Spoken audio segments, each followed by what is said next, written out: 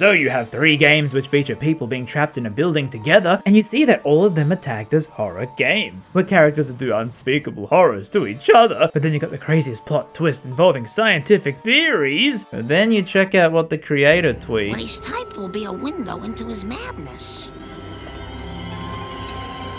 Yes, the Zero Escape Trilogy. It's what you get if you go to an escape room party at work with drunk colleagues, but you replace those drunk adults with very, very weird people. And instead of voluntarily going into this place, they all get trapped by a mastermind who wears a gas mask, or a European mask. Oh wait, this one's a rabbit, I think?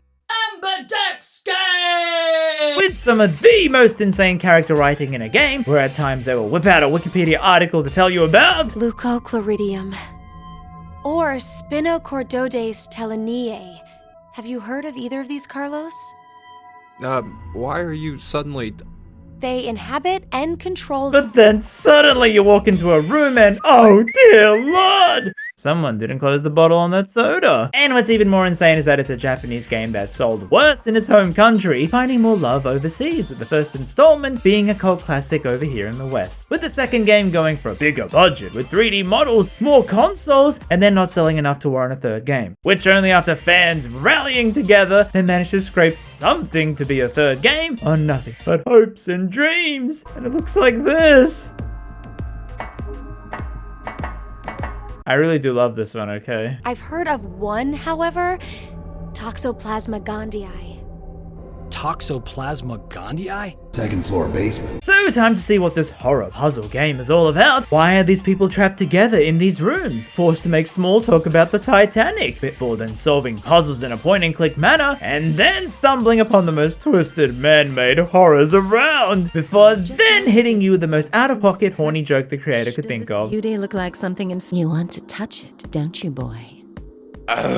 So the basic plot and structure is similar for all 3 games. We have 9 people kidnapped from different backgrounds and brought into a facility, where they have a watch strapped to their wrist and are forced to play a game against each other to be able to escape, while having to also work together, solving puzzles that could be from chemistry, number games, moving things around, or just physics theories that you would learn from reading Wikipedia when you're bored in high school. You see? The cat is both dead and alive. This then leads to choices you have to pick, siding or fighting with people, teaming up or betraying, leading you down many routes which often lead to death. Quite gruesome ones too. But yes, you got multiple timelines to complete before you got the true ending, which means redoing the same route and picking the other option. Oh, you're my friend on this route? Well, die, bucko. I was never your friend. And eventually you uncover the whole truth of the entire trilogy. It was the fault of this single snail. That's a joke.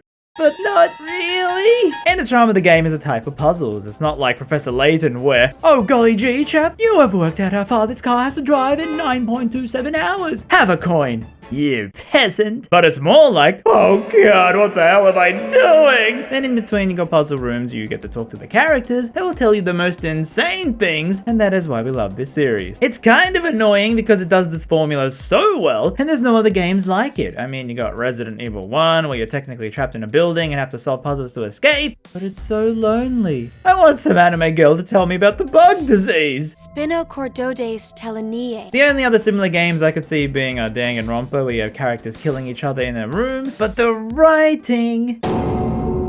I guess you have to look to more niche titles to find ones that were inspired by it. But this Zero Escape trilogy is truly one of a kind, and even more hilarious in that the third game almost never got made. And now that it did, I'm not sure at the time it's what people actually wanted. So the games were masterminded by one Kotaro Uchikoshi, who you probably know from the more popular AI The Somnium Files, but what every fan finds out when they check out his Wikipedia, whoa, he worked on Pepsi Man! And an unknown erotic visual novel. Oh, that explains quite a lot actually. Uchikoshi actually started working for KID, a company who makes shoujo games, who I'm just learning are games where you date attractive female characters.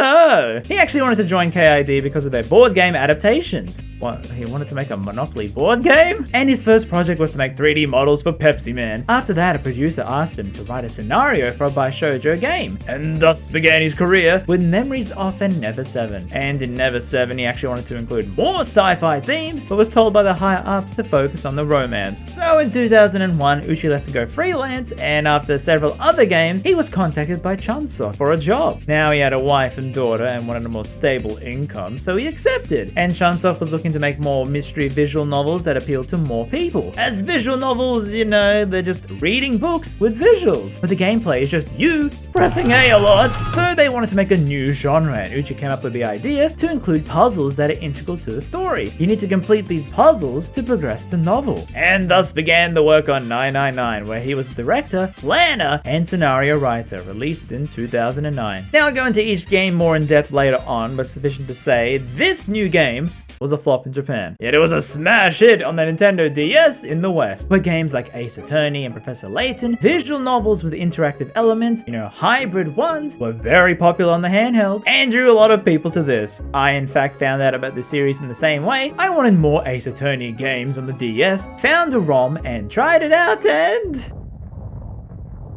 now I have to stress, I read. I read a lot.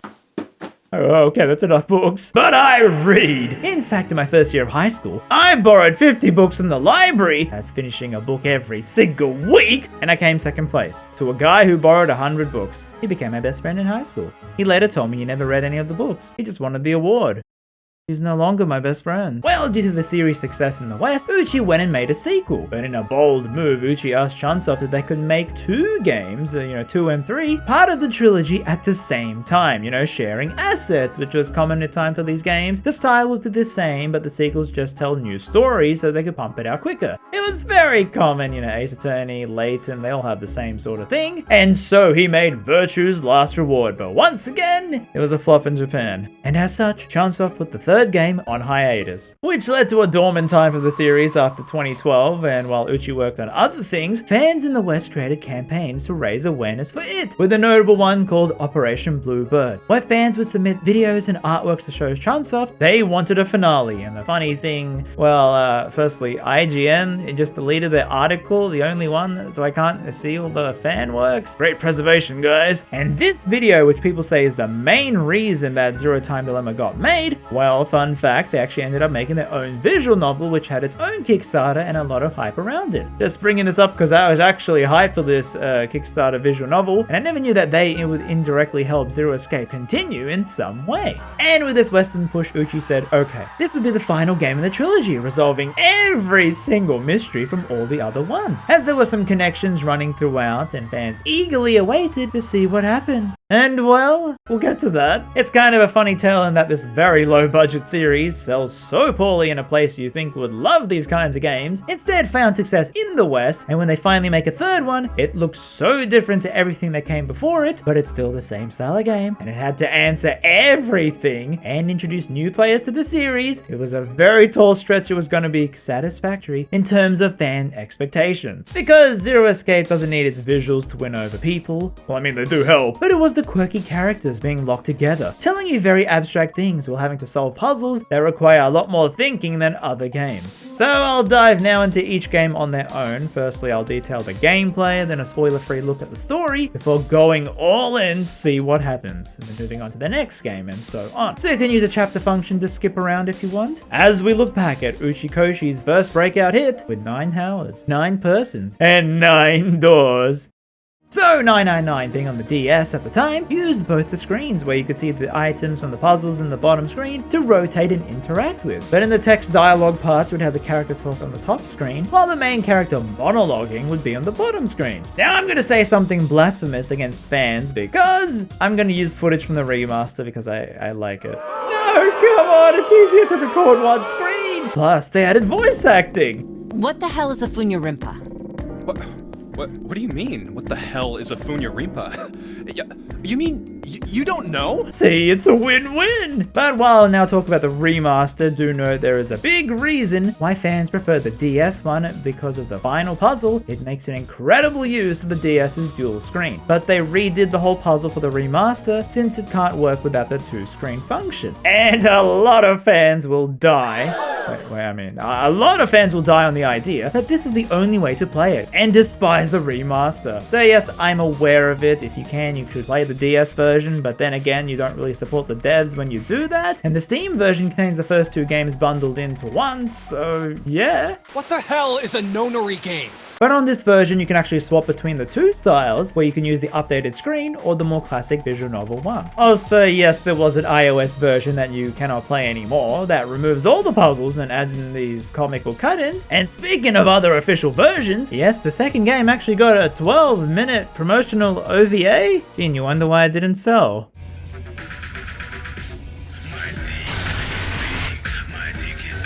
And also, did you know their second game was called Extreme Escape Adventure Good People Die in Japan?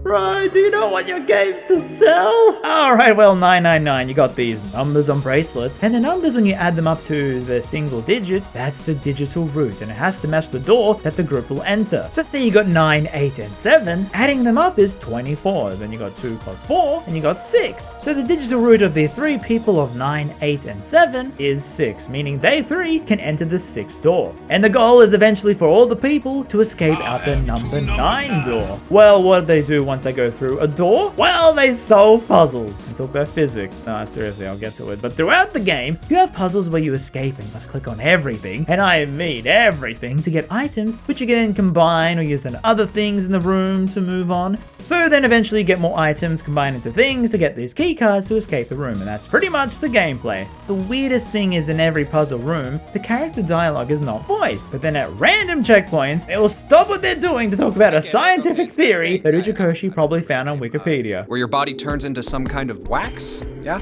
The fat in it turns into something kind of like candle wax, right? And... Yes, saponification. But that's not what it was. And it's so hilarious with how out of context this is sometimes. One minute you're panicking, trying to escape the room. The next, the character waddles over going, hey, have you heard about the second floor basement theory? Second floor. It's like, imagine you're in an office with co-workers chatting about the usual office drivel, till suddenly one of them goes, hey Junpei, have you heard about the UFO sightings in Zanzibar in 1956? No, you haven't? Oh my god, how dumb are you? Let me tell you about it in detail, okay? This is the symbol of Saturn. It's an astrological symbol. It's just so hilarious how out of place they feel at times. Actually, I burst out laughing with how random they can be, but I don't hate it. In fact, it's exactly why this game is so charming. The characters just want to teach you about some science theories, and you do learn some cool facts. Yeah, they do relate to the game's ending in some way as well. Now, as to the characters themselves, well, they are strange. Strange being, they feel more real than most anime games, as they seem to be characterized more Western, with barely any of the stereotypical anime tropes you often see. And Junpei himself is sort of snarky at times, often questioning others. He's no silent protagonist, whereas in other games like Ace Attorney, Phoenix would think he's snarky thoughts. He would never tell anyone he's thinking this. Junpei, though, would outwardly tell them to their faces, and it's very refreshing. But like all protagonists, he can be very dumb. You know, It's your first time? I might get wet. Yeah, she's talking about drowning in the water below as it's flooded. Junpei, what were you thinking? Now there is something else that adds to this game's charm, and it's the designs. From the characters to how they're drawn, to the little movements they do at times, to the sounds you hear with them moving about, excluding that door struggle sound. Seriously, it sounds like a shoddy dentist pulling your teeth off with a rusty wrench. I hate it so much. But the game just hits that late 2000s charm that looks so clean on this remaster, and I love everything about it. So Junpei, our protagonist, wakes up on a ship and doesn't know how he got there. Why? What the hell happened to me? And all we see is a giant 5 painted on the door and a strange bracelet on his hand. But with no time to think, as water pours in, you gotta do the first puzzle room where you have to find the key card to swipe in the door to escape. I'll try to keep these puzzles spoiler free in that I'll hide certain aspects of them, but here you gotta touch everything. Touch. Don't touch. To then find the codes to be able to escape the room. And it will involve rotating and interacting with objects like this piece of paper, as they are modeled in 3D, meaning there's always something on the other side. Okay, that's it. We're gonna flip everything over. And in the mirror, Junpei sees what he looks like. Aim and fly. But slowly he remembers what happened to how he got here, where he was drugged by a man in a mask. So after a while of wet ankles, Junpei manages to escape and spies, oh god, no, I'm on a cruise ship. And that means, no, not other people. These are the other prisoners trapped on the ship with you. You got Edgeworth, Santa. Okay, now I know my descriptions are terrible, but can you blame me when Junpei calls them pink hair, lion, mountain?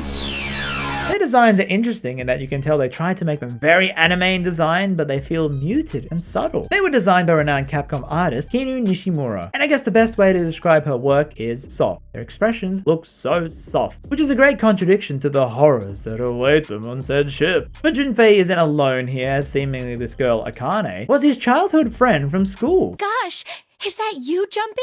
Jumpy? What type of lazy nickname is that? A nickname needs to have charm. Because now with the announcement overhead, we learn the guy in the mask is called Zero, and he's the one who captured us and wants us to play the nonary game. And these are the rules. You gotta go in groups of 3 to 5, no more, into these numbered doors. And the sum of your numbers on the bracelets, the digital route, has to match the number on the door. And you can all escape once you find and leave through the number 9 door. And you got 9 hours to get off the ship. Well, no, not really. It's not 9 game hours because that would be crazy with these type of puzzles. It's just story timer to hurry these bozos up. And you know what that means? Math time! Yay! So yeah, the digital route is a key thing in this game. We even got a calculator to help solve it. And with these, you get a few combinations on how you can pair people through these doors, as everyone is numbered 1 through 9, with Junpei being number 5. And if you think that's easy to do in your head, just wait till the end game where everyone suddenly is adding 5-digit numbers in their head just like that! Uchi, buddy, I hate to break it to you, people in the real world ain't that good at maths. This is a door. Everybody hates me! No, little dude. Honest. Hold on. I hate him. But they need to go in groups of 3 to 5 people to enter the digital route doors and exit through the number 9-1. And everyone gives their fake names based on their numbered bracelets. Like 1 will be Ace, 2 is Snake the Snake Eyes, who is blind, 3 is Santa to how it sounds in Japanese. Reminder, they do have to change up the names for the English version to make it make sense. 4 is Clover, because the 4-leaf clover. 5 is us, since everyone knows our name already, we don't get a nickname. 6 is June, the 6th month. 7 is 7, okay. 8 is Lotus, the amount of petals a lotus has. And 9. I'm the only one left. Oh, come on, buddy. I know we can do this, and You we sure can you work wanna our way know? through this and be all happy. Ah! If you get any closer, I'll cut her open. The left. Look on your left. Do you see the device on the wall? Place your hand on the scanner panel, the round part. He somehow knows how to open the doors. You place your hand on it and get scanned in, and he demands Clover and Ace to do the same, so he can enter and leave by himself. Okay. Have a good one, guys. I'm going off ahead now. Well then, goodbye.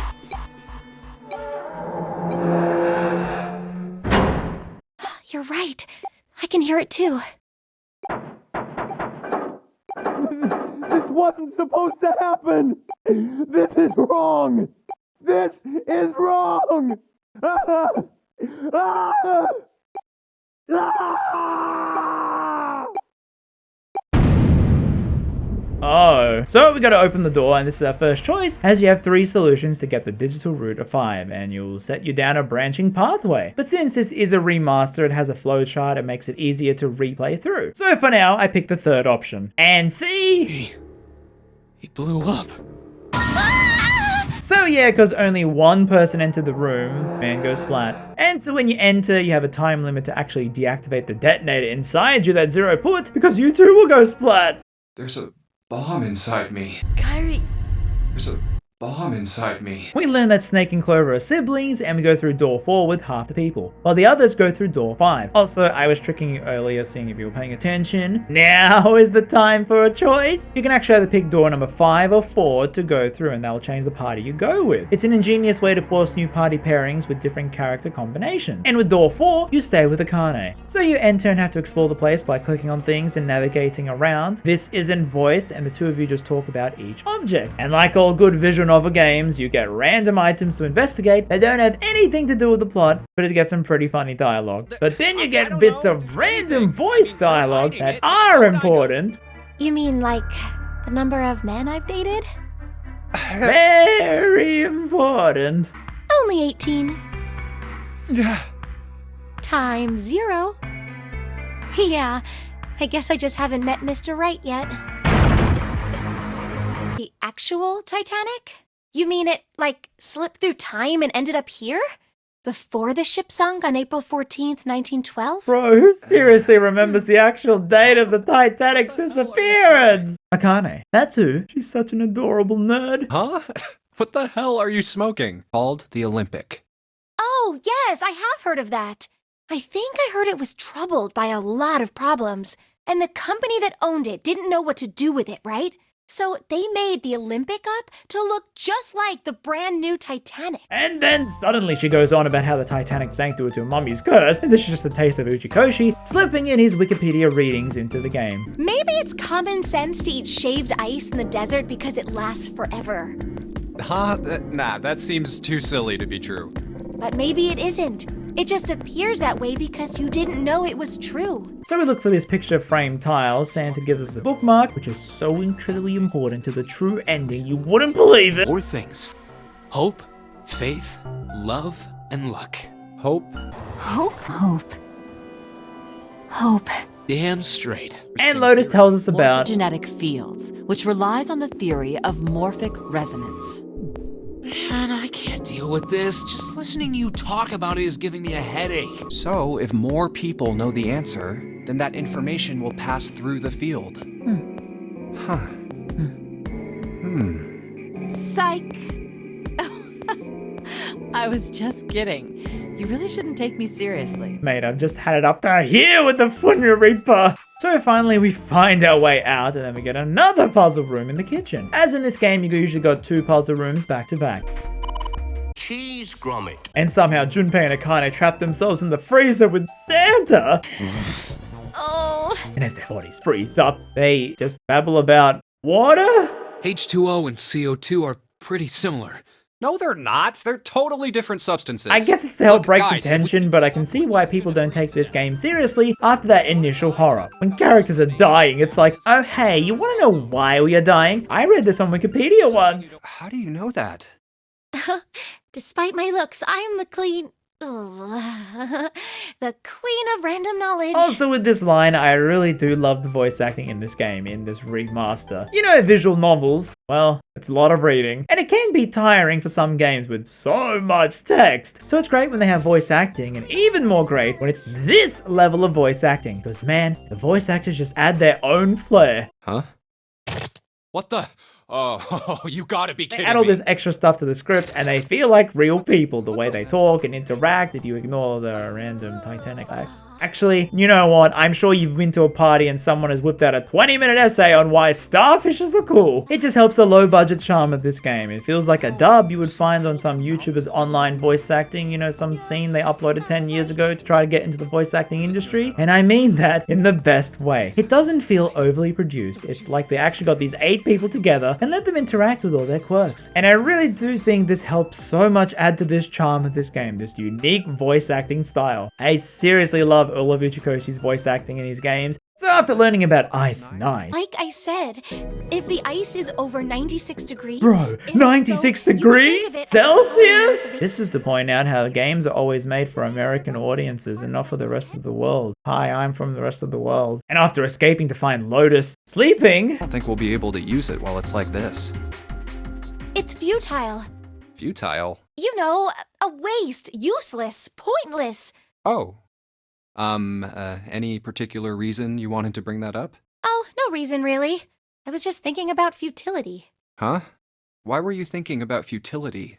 Well, it has something to do with the Titanic. Man, I hope you're enjoying this as much as I am. Okay, Akane, tell me what this has to do with the Titanic. Ship, size, displacement, maximum speed, number of passengers and crew, the number...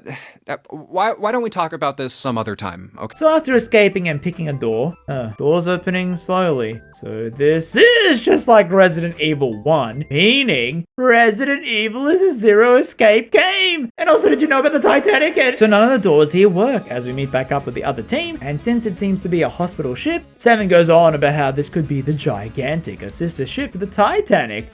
Hey, wait, what about the Olympic? Tell him, Akane! Actually, the Titanic had 2 sister ships, and they looked exactly the same. Guess that explains that then. But he has no proof, and we learn that he doesn't remember anything about his life from before the kidnapping. And while we go to find parts to fix the door scanners to open them, we come back and find the doors fixed. fixed. Yet Snake is missing as Clover has run off to find him. But that means we can't proceed because we need these two for all of us to go through the doors. Lotus then goes to us, hey, how about we just enter the digital route alone, us three, leaving the others behind. But Junpei goes, no. Then when we get to the 9 door, we won't have enough people to actually exit it. So, we need to bring everyone along. Because when we make it to that 9 door, we still need the exact number of people to have a digital route of 9. And remember, only 5 at a time can go through, meaning 1 door and only 5 people, but there's 8 here. This horror game is about to get a bit more horrific, huh? Well, we find Clover. I'm really worried, but... Alone. I said leave me! Well, we find Ace and we go to him. Hey, isn't it weird how Clover and Snake are siblings? I mean, you see that, right? The red hair, gray hair. Ace replies, bro, what are you talking about, man? So back at the doors, they start theorizing what order they should go with the routes, meaning some people have to be left behind. At the best, one person has to stay back. Ace is like, okay, you know what, let me stay back. You'll come back to rescue me when you escape, right? Right?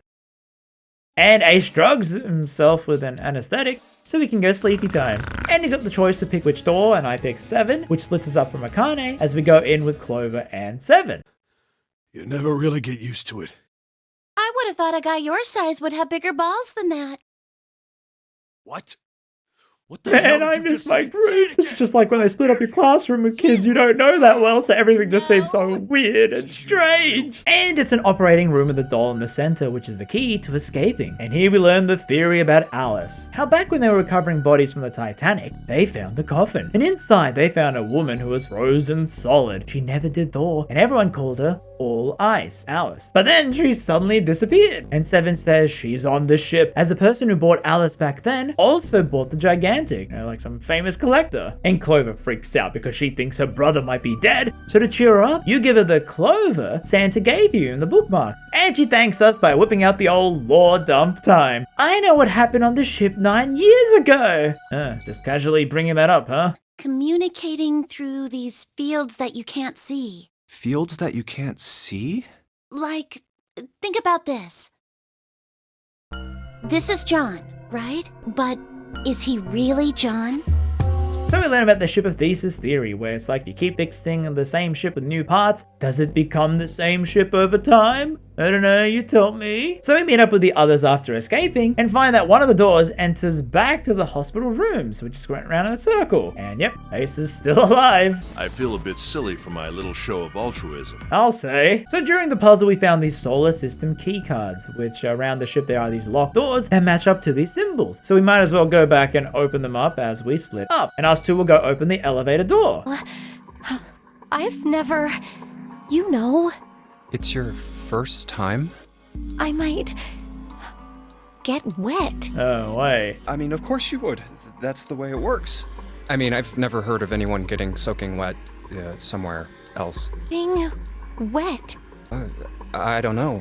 I think I'd probably, like it. Gosh, Jumpy, you're so brave. Really? I mean, I kind of think any guy would do the same thing, you know? What happens, happens, right? I mean, if you get the chance, you've just got to go for it. That's what a man is supposed to do. So after this continues for a while. Gets into your body, the same thing happens to everyone. Well, I mean, usually it doesn't go inside the man. I mean, generally. Yes, it does. That conversation lasted for 4 in-game minutes, by the way. We find the deck underneath is somehow dry. That means there's a place under that didn't flood. So only an organization could have planned this kidnapping on such a scale. As we return to the group and... Just like Ace said. Just like the 9th man. The detonator in his bracelet set off the bomb in his gun. I forgot this is a horror game! So they think someone shoved Snake into the room alone, and after 81 seconds it killed him, as he also couldn't deactivate the bomb like with the 9th man. And that means 2 people did it, since you need 3 people to open a door. As distrust spreads through the group, we have to go back and open more of these solar system doors. So they decide what they should do with the next door, but it's more restrictive since you don't have everyone. I mean, 2 people are dead, meaning there's less combinations now, as Akane, Santa, Ace, and us enter door 6 to find themselves in the steam room, where Akane gets a fever. And, oh Lord, Junpei, your hair! heads! Also, yeah, I want to mention that this game seems to follow a fairly straightforward routine. Like, you go into a room, you solve the puzzle, slowly getting through these random characters talking about some science theory that has some loose connections to something later on. Then more solving in the puzzle room, you escape, some banter, maybe a death, then you go back into the next room. I will say, yeah, all the puzzle rooms aren't that great, as sometimes they can be a bit obtuse in what they want, and you don't get that many hints. But yeah, don't feel too bad if you need to use a guide. I will say the puzzles are like my least favorite part of this trilogy, because the story, the mystery, goofy art characters are why I love it. And the puzzles often take so long to get through, yeah, so I won't be going in depth in them for these 3 games. It's usually just finding things to combine to open doors, you get hidden key cards and so on. But yeah, you still get the characters acting goofy throughout these sections. So we finish the puzzle and Santa tells us about Santa and his sister. Then into the cargo room for another puzzle, where Ace is like, I can't do this puzzle with the pictures of faces, and walks off. What a lazy old man. Hey, don't go napping some more! And here you get a slightly different minigame where you gotta move the boxes to the yellow side, which is sort of how the puzzles play out in the other 2 games, you know, more 3D with things moving around. Which reminds me of another 3D puzzle moving game. Oh no, we don't speak of you no more. And we find the coffin, but there's no frozen mummy inside, just a golden gun. And Junpei is like, nah, we shouldn't take this. So they escape and find 2 doors with number 9. Yes, there were 2 potential exits, meaning all 9 of us could have escaped if we worked together. If we all 9 got to this room, we could have split into 2 and actually escaped. Yet people have died, meaning not all of us can leave now. Hey, Junpei, the hell are you doing? Right, okay.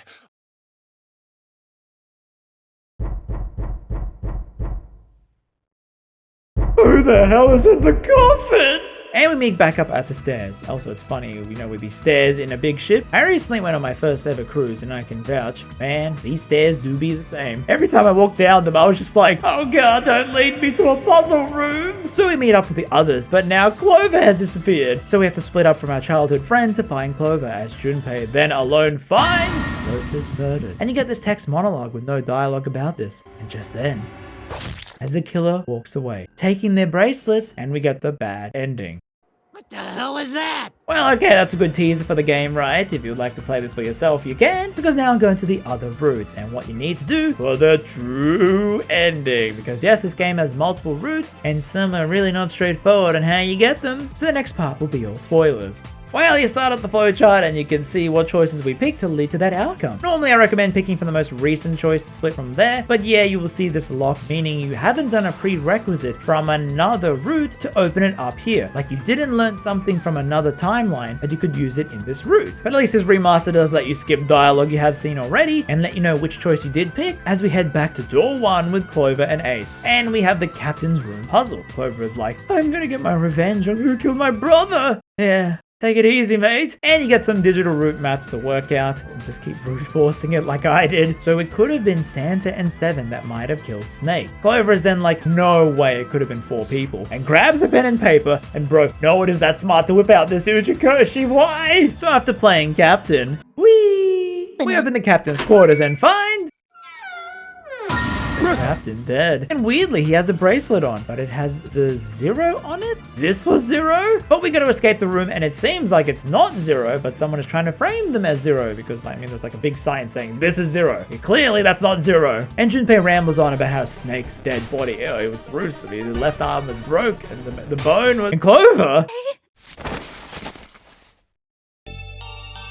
Hey, what's going on with you? I'm sorry, it's just...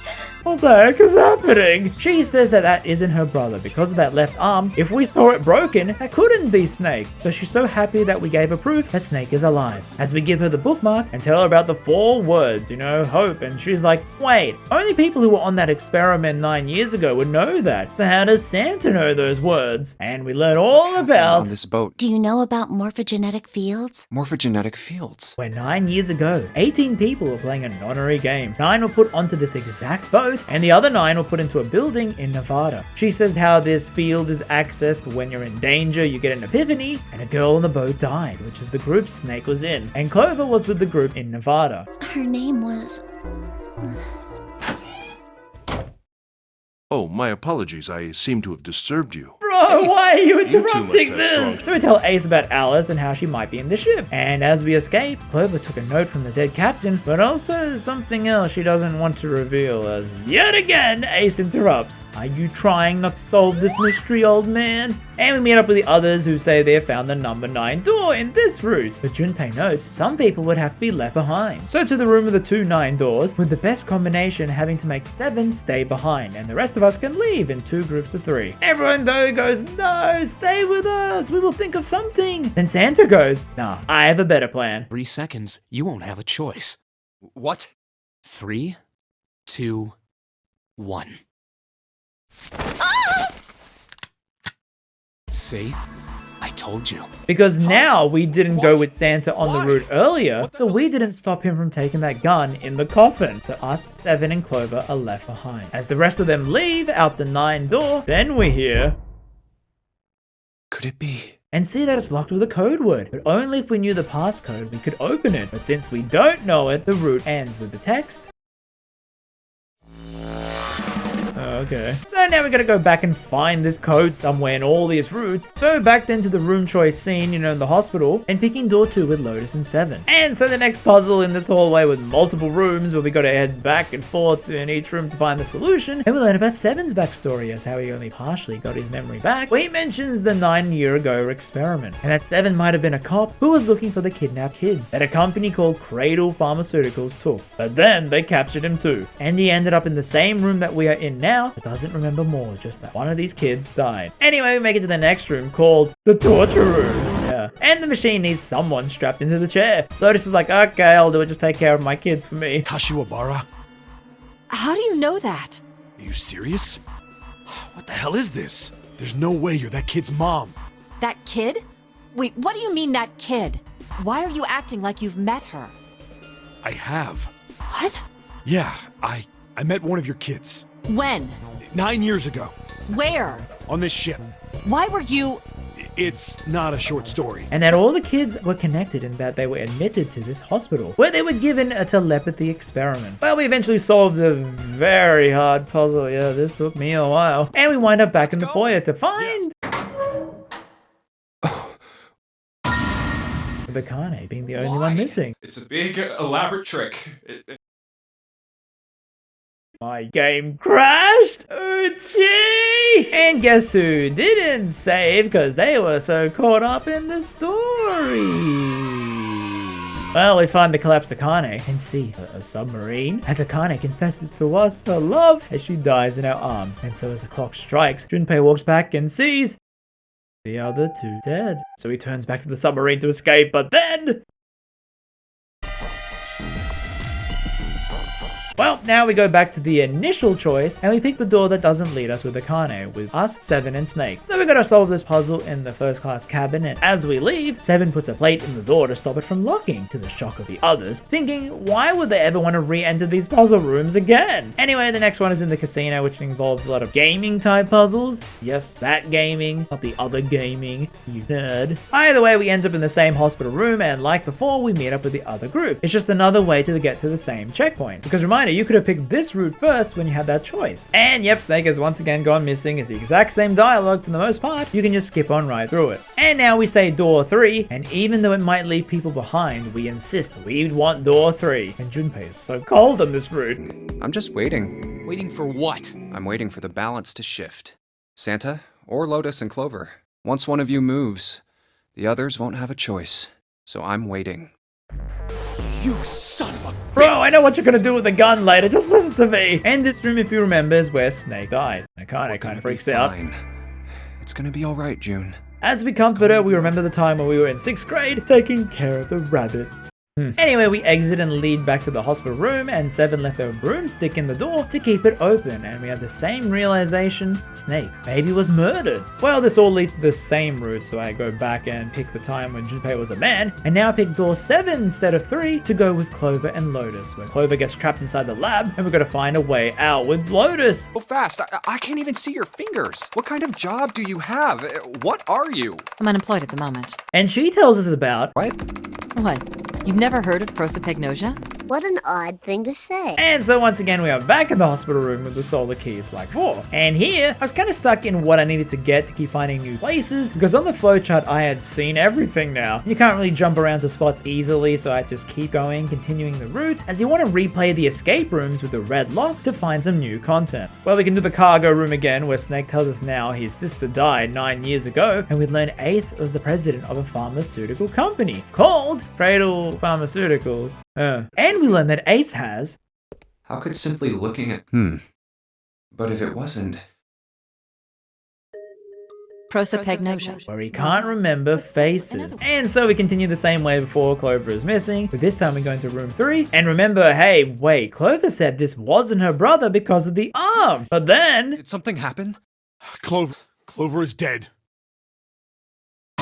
She's found dead in the first class bathroom. And it's very sus that Seven left this room unlocked way back, so he's the prime suspect, but he says he did it because this room had a safe and it might be important, so we should try and open it, you know? As we check the 9th man's body and see that his bracelet is gone. And Clover in her hand had this puzzle. And Junpei opens his big brain to enter the code, where I literally just clicked all the options, to find that it shows numbers on your bracelet. So you enter those numbers into the safe and it opens, finding a note which says that this game was played 9 years ago. The person with bracelet 2 was in that game. The game was planned by the CEO of Cradle Pharmaceuticals, Kentaro, alongside 3 other people, and the note says that 4 of them must be punished for the innocent lives they sacrificed, and the note is signed by Zero. And so Junpei asked everyone to go to the hospital room. What is it? Do you know who I am? What? What kind of question? Just answer it, please. Who am I? You're Junpei, of course.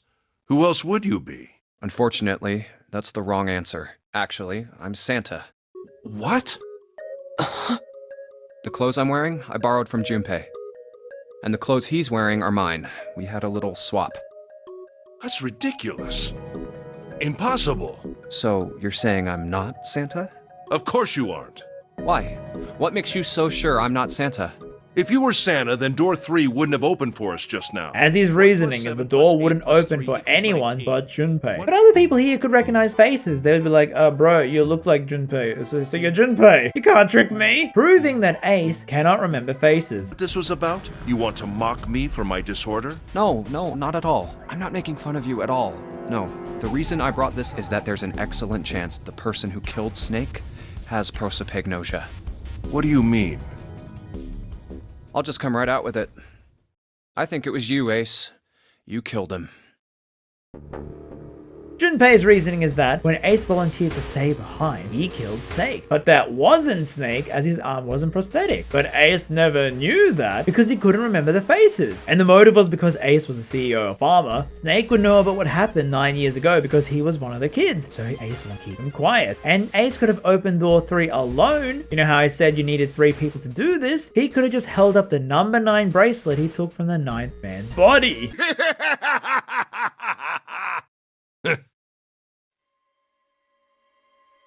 Well done, Junpei. He admits he saw this guy in Snake's clothing who seemed like he was drugged, and he knew what Snake looked like from before with the clothing, so he killed this guy. As Zero had drugged and put this CEO guy in Snake's clothing for Ace to accidentally kill him as revenge for 9 years ago. And he admits he killed Clover since she was Snake's sister, but since Zero did all this to get revenge on Ace, Zero killed the captain guy who was actually part of the 4 of Cradle Pharmaceuticals, meaning Zero is someone on this ship planning all this to get revenge on Ace, meaning it could have been Snake who wanted this revenge. So Snake might be Zero. And Ace brings out the gun and admits he also killed the 9th man, telling him to go through the door as a lie, so that he could eventually grab his bracelet later on. And now he uses Lotus to go through the number 9 door, as Santa takes care of Akane with his yowie hands, while we run after Ace. And it seems like Ace and Lotus went through, as we then hear the banging on the coffin once more. Maybe we should try the safe passcode on it, and... Snake! You? Why? Ah, those voices. But now 7 gives us Zero's bracelet, which Clover found in the captain's room. And testing it out with the store, we find that it's not the Zero bracelet. The number printed on it is fake, as its code actually is the 6th bracelet. So us and 7 go through with Snake coming in, as he could just take off his bracelet, you know, he has a fake hand. As we find ourselves with the others at the incinerator with the final number 9 door, and we have to escape in the 9 minutes. Ace then admits to Snake that he killed Clover, as Snake lunges at Ace and gets shot, but Snake not dead, getting shot multiple times, grabs grabs onto Ace, taking him down. We leave as the incinerator starts, and Ace dies. So we go back to look for Akane and Santa, but no matter what, we got nothing until we go back to the church room and find Akane dying again, where Zero goes game over, saying we chose the wrong path. Wait, you know there were world lines? And we get gassed as the route ends. Yeah, we're almost there. Well, now we can go back to the route where us, Clover, and Seven were with that coffin, the first time, and enter that same code again. And it opens, we find Snake alive with the siblings reuniting. Well, us four can leave through the 9 door, and we ask Clover to give us the 0 bracelet, which was what she took from the captain's room earlier. And we confirm that the actual number on this bracelet is 6. And we learn that... So if you switch 9 and wherever there's a 6, the numbers don't work. Which means that June's bracelet is 9. Which then doesn't work on the door opening. Because originally she's 6, but now you got 9, so the digital route, you will add 3 to the number. However, Akane always went in with Santa in every door in this route, and he was number 3, which means for the doors to open, Akane's number is actually 9. That means Santa's bracelet was 0, as 9 plus 0 is 9, and before we thought it was 6 plus 3 is 9. It's the same outcome. The numbers change though. So that means Santa is 0.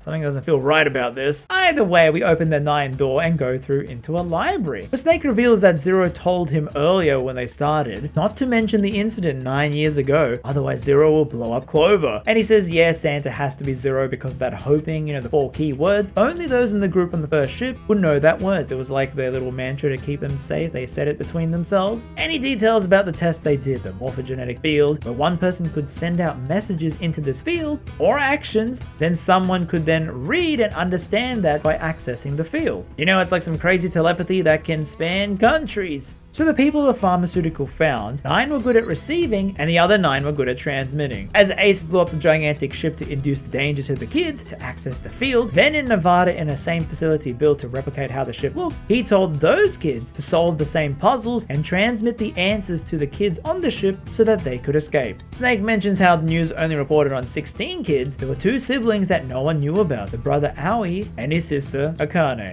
Was the girl who died. And Junpei freaks out. Is that his friend Akane? So they enter another puzzle room and find a picture of the 4 farmer people, one being the captain and another being the 9th man. And Seven remembers everything, how in this ship he was captured trying to rescue the kids and found them in the incinerator, and he helped them escape much to Ace's anger. However, as they were escaping, Ace grabbed young Akane. Also, yeah, that's her brother Aoi, who looks and sounds a lot like Santa, and Akane died after the timer in the incinerator went down. She didn't escape after accessing the morphogenetic field. So then the person Ace killed thinking was Snake was actually the final of the 4 CEO people, so 3 of them are now dead. And as morning arrives with the timer of the 9 hours about to end, we find the card to enter the incinerator to exit, where we find the others, where Ace stole the gun from Santa, and once again we have the same hostage situation. However, we overpower him and recap how the 4 CEOs were killed by Ace, and Ace says how when he first awoke, Zero left him a note, saying you can end this game right now if you confess to the video camera in the captain's room all the crimes you did. And Zero was manipulating the events to make Ace kill the other 3 to get revenge for the experiment 9 years ago, meaning it was someone who was affected by that experiment is Zero. Santa then goes, nah, I ain't Zero, I'm the helper. And we see Akane has now disappeared from this timeline. And he says, Akane was a transmitter. Now Akane was a transmitter, yet somehow she was accidentally placed in the receiver group on the ship, so she couldn't receive anything from the morphogenetic field. She could just send things out. And Santa asks, hey, how do you know all this? All these little tidbits from the other world lines. Someone has to be telling you all this. And Santa points the gun at Ace and drags him outside the room, locking us in, as we suddenly go into Akane's thoughts 9 years ago, where in some moments her mind is both there and in the future 9 years to where we are now, meaning these 2 events are linked, as this device appears in both the past and present, where we both have to solve this puzzle to escape. And Akane, with the doll that Junpei gave to her as a kid, screams out to him, and we hear her voice in the present. And we both talk in both time periods to each other, and we realize Akane is Zero. She reached into the history of this future that she saw with us in our mind to get revenge on Ace, but that wasn't the true reason. She did all this to save her past self from dying here in this room, as we now have to tell her how to escape from the incinerator in the past, because in our timeline she died on the ship according to everyone else. Say what?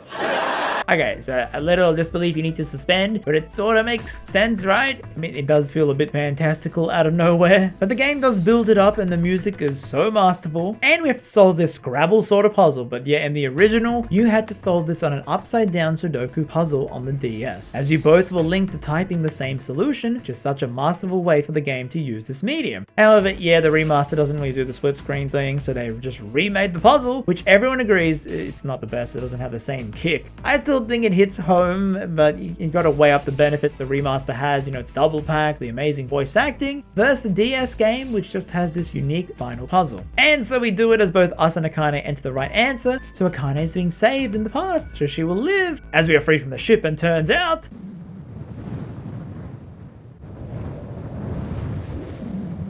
And yep, there was nothing dangerous in our bracelet. As Akane had set all this up, only Ace and the other 3 CEO people were ever in true danger. We were never gonna blow up. We'll tell that to the other timelines. And we escape in a car with Clover driving, the 6 of us chasing after Santa and Akane, with Ace tied up in the boot, as they see someone on the road. Hmm?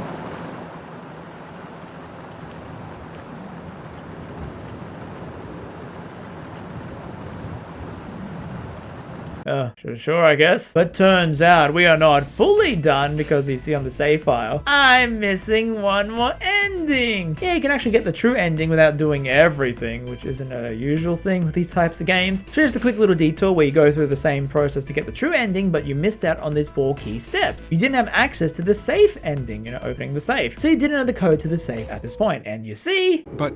Revenge. Yeah, kind of funny how you get this after she's driving the car to help us escape. Oh god, Clover, don't run her over! And so that's 999, a really fascinating game, where it sort of lulls into this gameplay loop where you do puzzle rooms, get science talk, then pick a choice, and repeat. And only after doing certain actions can you get the true ending, which is very out there versus what the game has been up to this point. Like, how did Akane get all this memory and then you have to use all this money to set up the ship like this, kidnap all of us? You don't even find her in the ending to ask her all this. But don't worry, this will surely be answered in the sequels, as yep, this is a trilogy with some overall connections, but they do have some new characters so you don't feel lost when you're jumping in. So let's go right in to the second game, Virtue's Last Reward.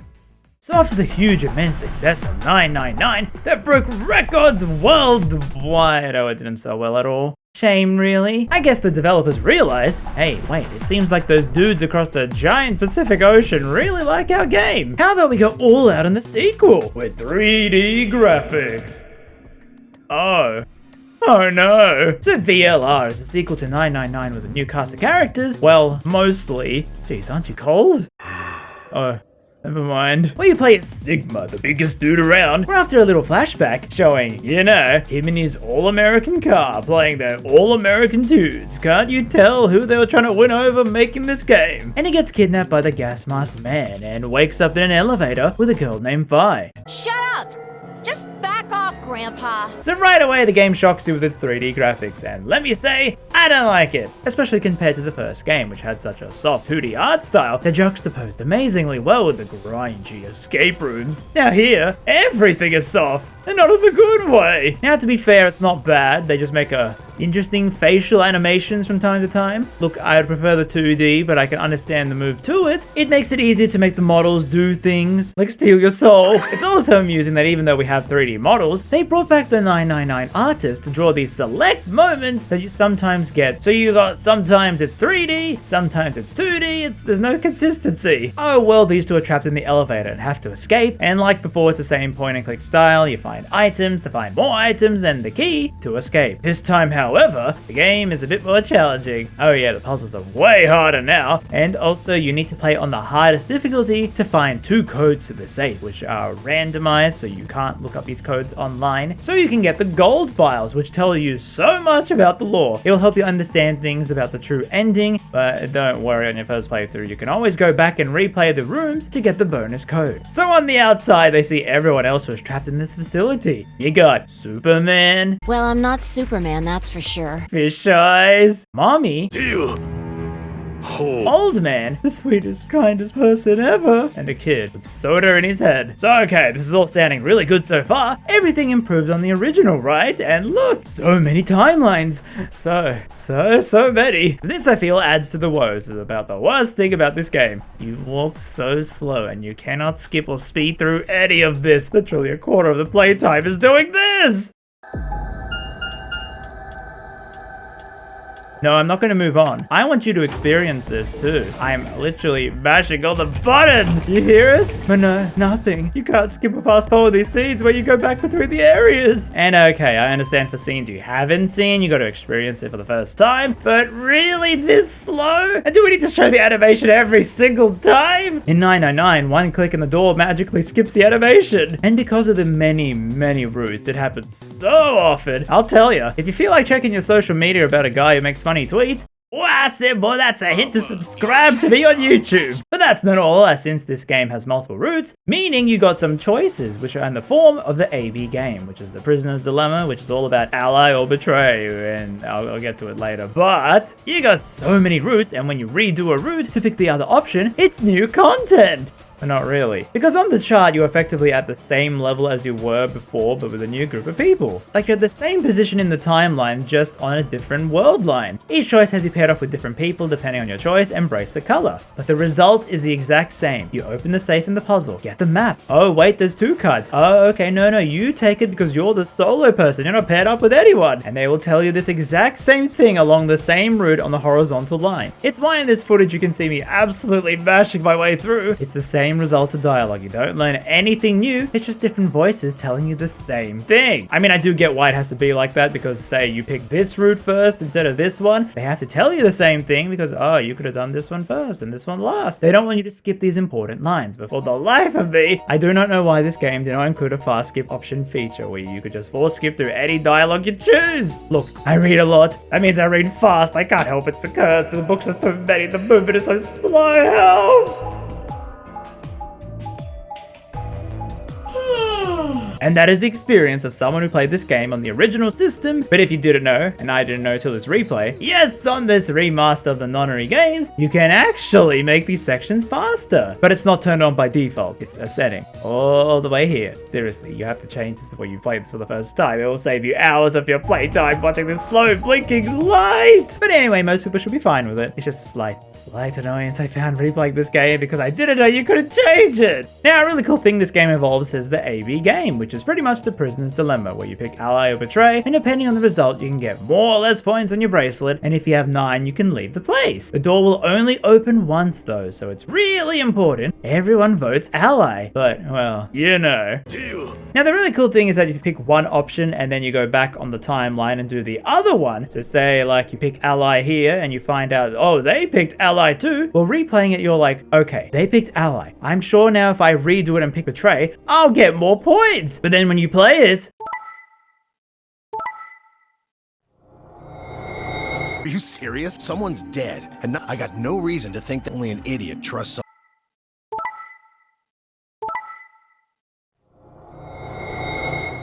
I got betrayed? Last time. I mean, this blew my mind. I could not believe a game actually did this kind of thing, messing with players' expectations, remembering my choice. But a little weird nitpick I have with this AB game is that when someone gets 9 points, the route ends. Because no matter how trustworthy they are, they always, and I mean always, leave without you. And every other character just stands there letting them leave. But no, when you get 9 points, every single character gains muscles and rugby tackles you to the ground just to say, no, bad Sigma, only we can leave. It's actually really amusing in a way. Just let me leave the dang prison, you rabbit man! Speaking of rabbits, it kind of felt to me, in an effort to make this game hit the mass market, they made the bunny act like Monokuma from Danganronpa. You know, like a sadistic bear that's very over the top, and I don't think it worked the same. Monokuma is very menacing. He actually kills people in front of you, but here all the bunny does is just put you to sleep with the bracelet. Like literally, you just go to sleep. Even 999 had a death within the first hour. Here the bunny, well, at least you can put it down on your personality on the resume. Don't get it? Well, don't worry. Just listen while Zero the Third explains it. And finally, yes, like in 999, they do bring up the science theories, although a little more restrained. But I can't ignore the one theory the whole game seems to be based on, Schrodinger's cat, where the cat is both alive and dead in a box until you open it. I swear everyone knows about this theory thanks to this game. Meow. So on Christmas Day in 2028, our main character Sigma gets captured by a person in a mask, and we wake up trapped in a weird room with a girl named Vi, and most shockingly is that we have no voice. Yeah, kinda strange when the previous game had a full talking main character. I mean, they both were remastered in the same package, so why couldn't they do it here? Well, Vi somehow knows our name. Just back off, Grandpa. And yet we got the bracelets with their numbers on them, and this screen where we see Zero the Third. I don't know what happened to the second one. But also, it's not a mask guy, it's just a talking rabbit. The nunnery game! Ambidex Audition! So apparently this elevator will fall unless we find a way out, and you can spin the camera around the 3D environment to get these items to use to solve the puzzles. There's also a difficulty option to make the puzzles easy if you want, but if you finish the puzzle in easy mode, you get a silver file, which the codes to unlock the safe are randomly generated, but on hard mode, you get a gold file, which is extra lore that helps explain the overall plot, but for basic understanding, you don't really need it. And like I said before, you can always just play this game in easy mode on your first playthrough, and then just go back and do each puzzle on hard mode with the replay timeline feature. And here the puzzles at least are way more interactive, like you gotta move the block to the end here. And they let you write on the screen, which helps you, write down the codes to the safe when you're given it, which are randomized, so it stops people from looking up the codes online and just skipping the puzzles to escape. And what lore do you think is hidden in these gold files that the game talks about? Well, here, it talks about AI, which Uchi calls, boy, you haven't seen nothing yet with this game. I knew it.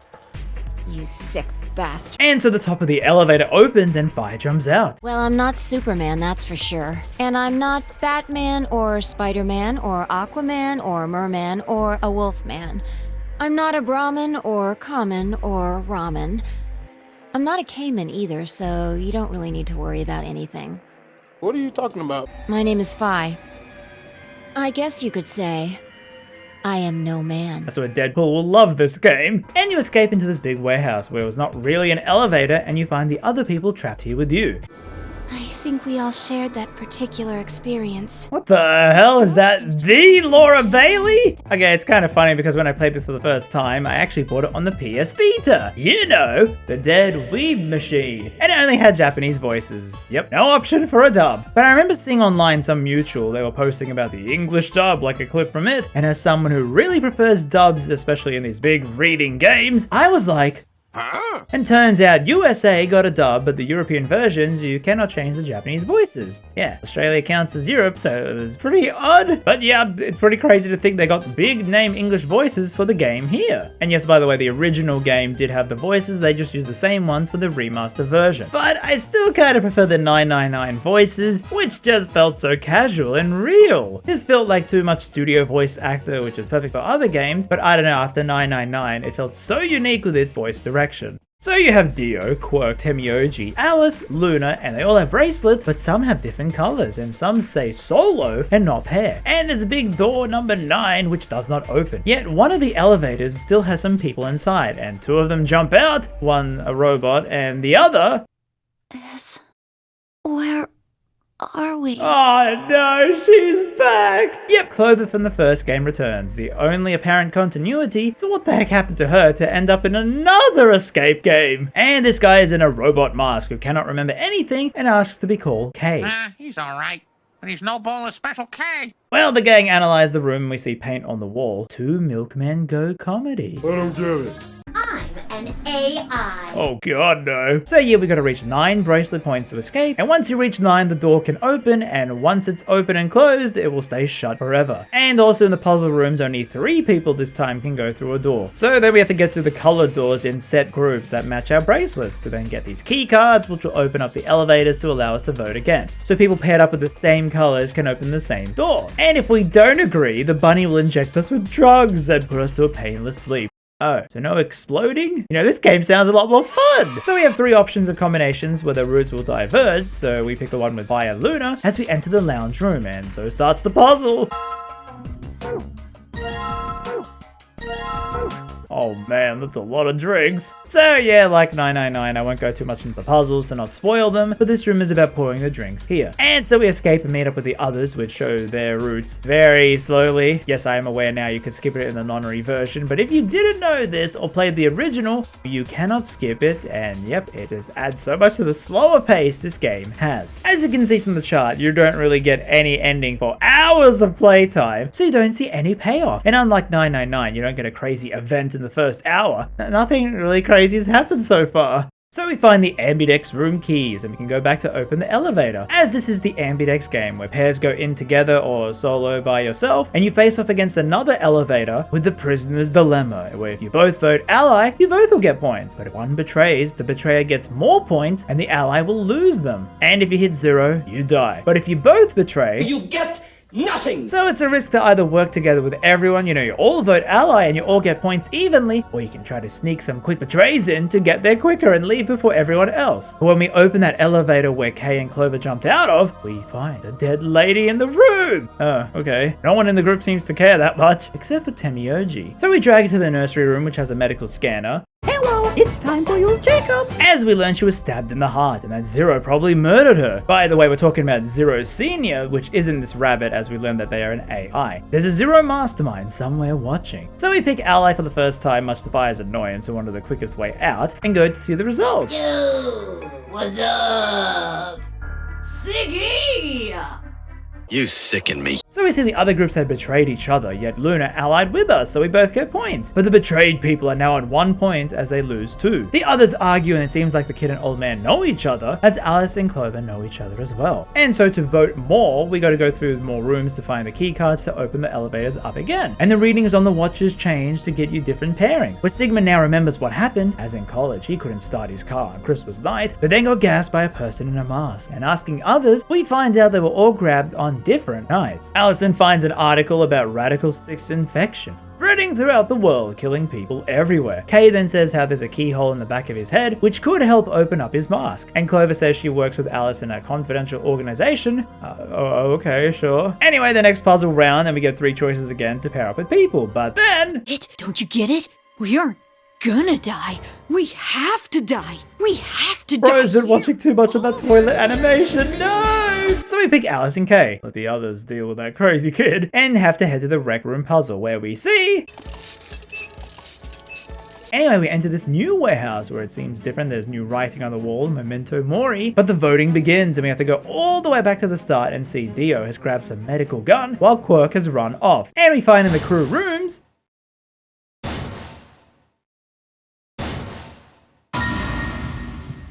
Now that the voting has started, there's a time limit. And if you don't vote in the time limit, you automatically will pick ally. So if you're dead, you can't make the time limit, you would just pick ally. And that means if someone is paired off with you, if they just betrayed, they know you're picking ally, so they just get more points. And that means we have to vote because Dio is close to 9, and we don't want him to get 9. And Kay is like, please vote ally Sigma. I'll vote ally too. Even if I have 9 points, I promise you, I won't leave. I'll wait for everyone to get 9 points so we can all leave together. And we see the result.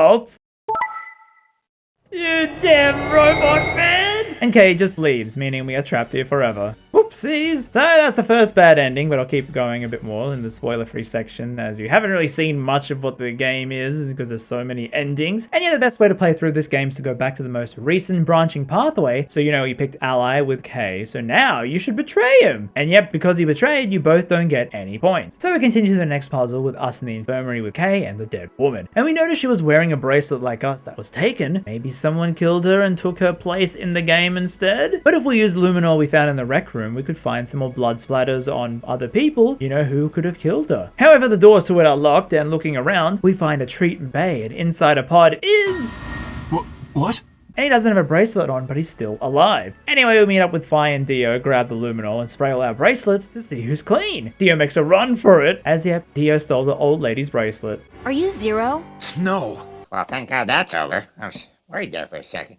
I was under orders. I was sent here to do something. So we trap him in the treatment pod as we wait for Clover and the old man to return. While we get Kay's backstory where he lived with his father who was a researcher and never had a mother. But one day some old lady came by and visited, and then eventually she became his mother, and weirdly she does look similar to that dead lady. And she felt sad she couldn't love the person that she truly did in her lifetime. Kay then lies down as we and Fi hear bangs, and rush to the treatment pod to find the oxygen cut and Dio dead. With his bracelet smashed, meaning Fi and Kay will die because they need his bracelet to proceed in the doors, since you need 3 people to enter the next round. And the route ends with a lock, meaning you need to find a way to escape the situation from another timeline. So okay, I think I'll break off that into the spoiler sections, but if you want more convincing on perhaps say how weird this game gets, well, how about the time Sigma really just goes nuts for some reason? How about the time you meet a robot? Oh, blimey, that hurts. Ain't right for a fellow's back to feel like this. Who talks? Yes? Is there any particular reason this girl is, pretty? Or why we need to know what color underwear she's wearing? Can't say there is. Or this? I'll have you know I'm a C-cup.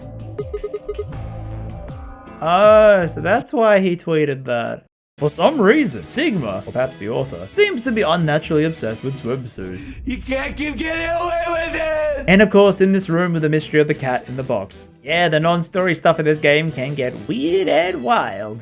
Okay, firstly, what the heck happened to Clover? In 999, she was like a super genius who asked for a pen and paper to whip out all these combinations of digital roots without a calculator. But here, she's just lost all her brain power. She keeps asking so many questions like why, who, how, what? So like I said in the gameplay, there comes a point where you replay the betray ally vote and you pick the other option to go into the other route. And you remember the previous choice, carrying it from the other timeline. So say you vote ally and they vote ally. When you replay the choice, you'll be like, oh, I knew they picked ally last time, so now I can pick betray. You gain more knowledge in the game as you pick between these routes, and you don't really know why this is happening. And so now I sort of go through in a linear way to recount what happens through the timelines, as you learn so much throughout the game, and it'll just be more confusing if we jump around like I did in my playthrough. And apparently the best way is to actually pick the routes right to left, you know how you would read in a manga.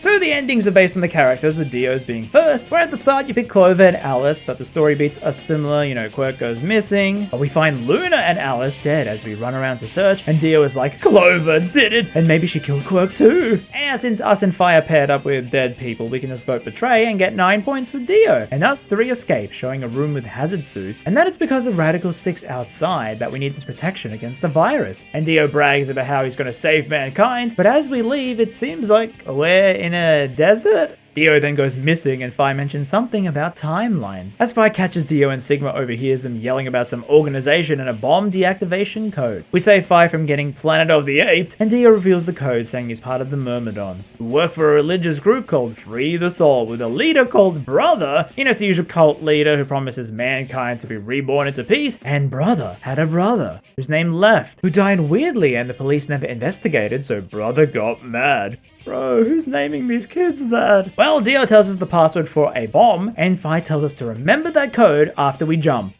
Jump where? Out the elevator? Hello?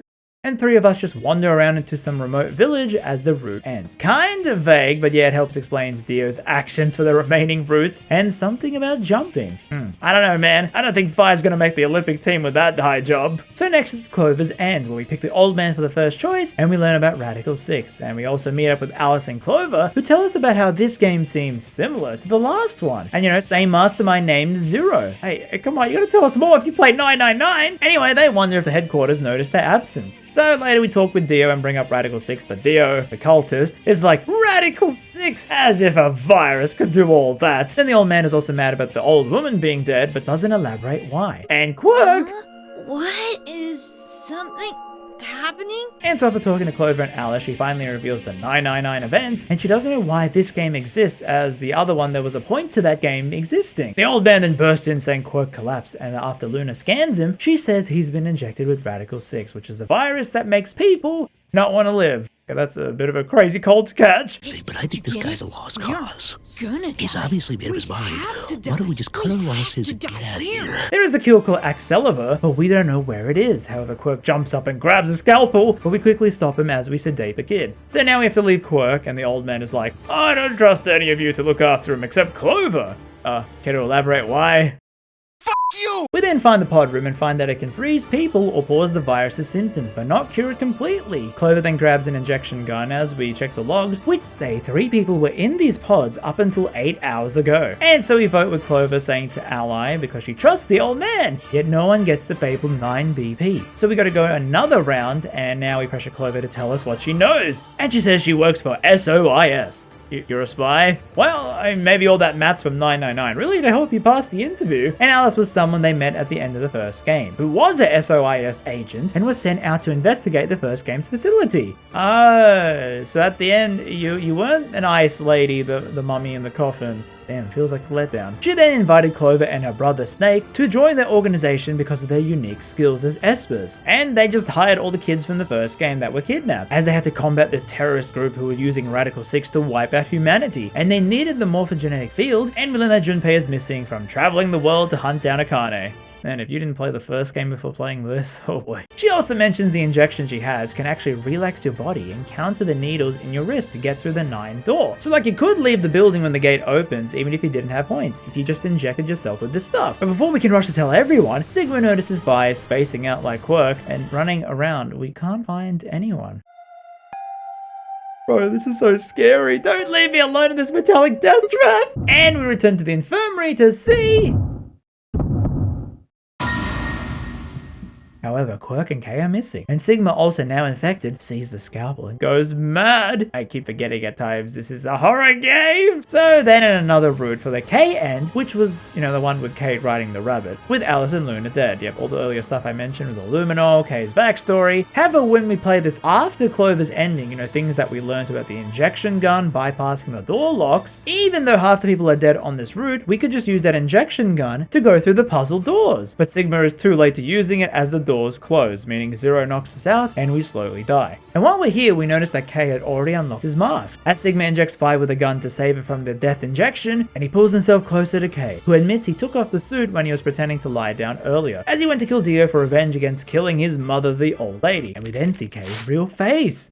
Hey, wait a minute! That's me? I'm me? Right before he passes out, he tells us the password about a lion as the route ends. Now, the old man's ending, this is where he betrays you when you think he will ally, and we learned that the whole building is pressurized as the outside air is contaminated with Radical 6, and Kay uses the elixir to cure Quirk. And here we hear a recording from a Mars testing site. When astronauts go out to train in the desert to train for space missions, there's a transmission recorded saying 6 of them have died and 6 billion people on Earth will be doomed. The old man goes, yeah, I was a part of that Mars test mission, and maybe the disease escaped from that test site, and yep, 6 billion people died. Yet he's fine. And the recording was dated December 28, 2028, which doesn't make sense because we were kidnapped 3 days ago on Christmas. However, before he can tell us any more, Alice has been found dead, and Clover goes crazy saying she'll kill everyone until we find out who did it. Quick, hide the axe from her! However, since we remember the other timelines, we tell her that Alice took her own life because of the Radical 6 virus. Anyway, we learn that the old man is a picture of Kid Akane, and that Akane is the girl he's looking for. Wait a minute, so you're Santa? Or Junpei, either way. I'm Santa. And after getting split up, we enter the director's office alone, seeing a hologram of an old man who says he's the mastermind Zero and reveals to us another password to a different bomb, which will save everyone. Reminder, Dio has given us a code for another bomb. How many dang bombs are in this joint? And with this, the old man and Quirk betray us in the vote and escape alongside Clover. Before he leaves, the old man says he knows exactly who Zero is and gives us a letter he found in an office, which says how Quirk was an abandoned baby that Junpei found and raised. Oh, cool. I don't really care about this kid, but oh yeah, good on you, Junpei, I guess. So next is the Alice end, where after some similar plots, you learn about Radical 6, Clover and Alice, It's the same story beats, but told differently, and you cannot fast skip it, as the game doesn't know if you did this route first or last. But Clover finds a bomb in the crew's quarters, and after a while, Junpei accuses Alice of having Ice 9 in her body. Oh, not this again. She's like, Oh, you. and she's not the Ice Queen mummy, despite wearing ancient Egyptian clothing.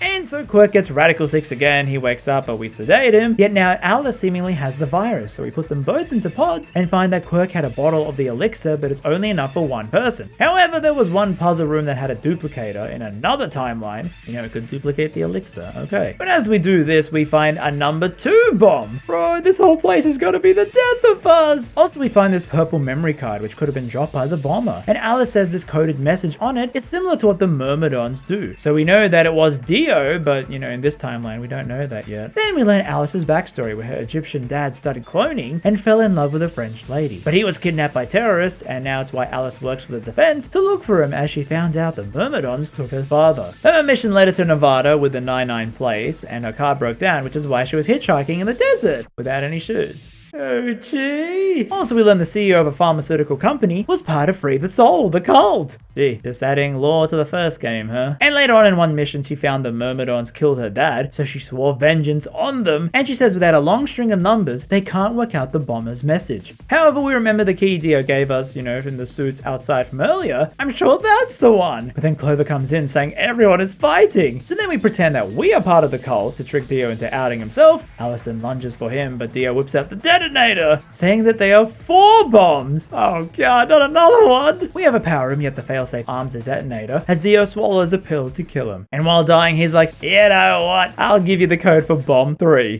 For free? Not realizing we can remember things through timelines. But in this timeline, we still don't have all the codes, so the factory explodes, killing us all. So then to the Sigma ending will betray Alice, as we assume she will betray us, but she doesn't. So we have the same stuff as before, but Alice almost stabbing herself, yet we stop her, cutting our hand in the process. And we see that it's white stuff. Oh no! Luna then takes us to the garden, and Luna is like, why do you keep remembering all these things that you shouldn't know? Are you a robot? Because robots nowadays use white liquid, not blood inside. Now we find the number 1 bomb in the garden and use all our knowledge to accuse Dio that he planted them. He whips out the detonator again, but Junpei grabs the detonator, yet the failsafe triggers, and the bomb will explode in 30 minutes. Once again though, Dio, the smug guy, gives us the bomb 2 code to deactivate. And then we sedate him before he can swallow his pill. And while the bombs are ticking, we are like, hey Luna, you mind quickly scanning us in the machine to see if we are a robot? And turns out we are human, we just got robotic arms. Sigma is like, what the hell, I never knew I had these, I don't remember any of this. And as the bombs are about to explode, Luna goes, I was instructed to give you this lion code and we'll see you later. Okay, bye. Wait, what? So now to Quirk's ending, where we are with Dio and Clover and we find the elixir, but Dio takes it hostage on the premise that we have to vote ally on the next game, which will mean Dio can just betray us and get 9 points, and Sigma will die with less than 0. In the meantime, we show Fi the journal we found in the room, which explains Radical 6 and how it slows brain function to 1/6 of a second, and that this facility could have been a place they were building, to try to cure the virus. As why it has freezing pods, well, since when the book was written, it would take 20 years to find a cure, yet they have the elixir now in the facility. But then the voting happens and Dio gets 9 BP and we die. But we remember from another timeline that we have super robot arms. So as Kay and Dio escape, we crawl to the door and let it crush our arm up to the wrist so that we lose the bracelet, letting us live. Waking up, we learn from the others that this place is actually a facility for survivors, not for the infected. But it is weird that they got kidnapped before the outbreak, like someone knew that it was going to happen and put them here, to protect them from the outbreak. We then find the old lady's ID card and see that she's Akane. Wait, that means she's dead. No, is that why Junpei was so sad seeing the body? No more banter about wet elevators at the Titanic. And on the back is the password Jumpy Doll, as we see Alice infected and the route ends. Now to Luna's end, where we're back with Quirk just being dazed about Radical 6. So Junpei says he'll take care of him as we split up with Luna and Alice and talk to the robot golem who is part of the network 03 is on, but they can't do much. He says how robots here, they were meant to receive these human tissue skin as a suit to make them look like humans, but it never happened. But then 03 shuts them down because they were telling things a bit too much to us, and so we gotta go back and vote. As we walk up, we notice Alice alone looking something in the corner, but then Quirk goes missing, so we tell Fi about the robot and Luna says something happened to Alice and we find her dead. So in the next vote, Quirk actually ends up getting 9 points, even though he's still missing. He's just running around the place. We have to die. As Dio disappears, they find a bloody cloth on Alice's body and realize the graffiti message we kept seeing on the walls was actually in blood, and this is where Akane was actually killed, and that all clues point to Luna being the culprit. However, Luna was with us the whole time. And now Kay comes in going, hey guys, Luna is dead. They find an injection gun and think she was poisoned. So we take her bracelet and go into the next puzzle room where we meet Dio, who's just chilling. So us and Fi find the security room and think to use it to get footage on the murders, and Fi says she's found it of Luna's murder, but we see that Clover is the killer. After the puzzle, we then find Junpei and Clover handcuffed to a sink and both dead because they weren't able to reach the puzzle rooms in time, so the bracelet killed them, and that means someone had handcuffed them here on purpose. We then find Quirk's bracelet, which also means he's dead, while they find some clues from a deep cut in Junpei's hand and a message Clover wrote. And searching some more, we find Dio and Kay both murdered. Gee, is this the Luna end or the Clover end? They find a knife on Dio, which turns out is the knife that was used to kill Alice and Akane. And they also find the key to Kay's suit, but it doesn't open right away. And then boom! Someone has started the voting, but isn't everyone dead? Yet when they get there, the place is empty. So now we go back to the director's room where we use our timeline knowledge to enter the director's password. And we find that Luna is actually a golem robot, you know, wearing a human skin. And the system says she's alive somewhere in the facility. So since she's a robot, she didn't die to that injection and was the one who started the voting. So we hurry back to see Sigma. And man, I remember playing this on the Vita at night. It was so scary. Like, I know she's not that menacing, but when everyone is dead and you think she might be the killer robot, just seeing her there was so frightening.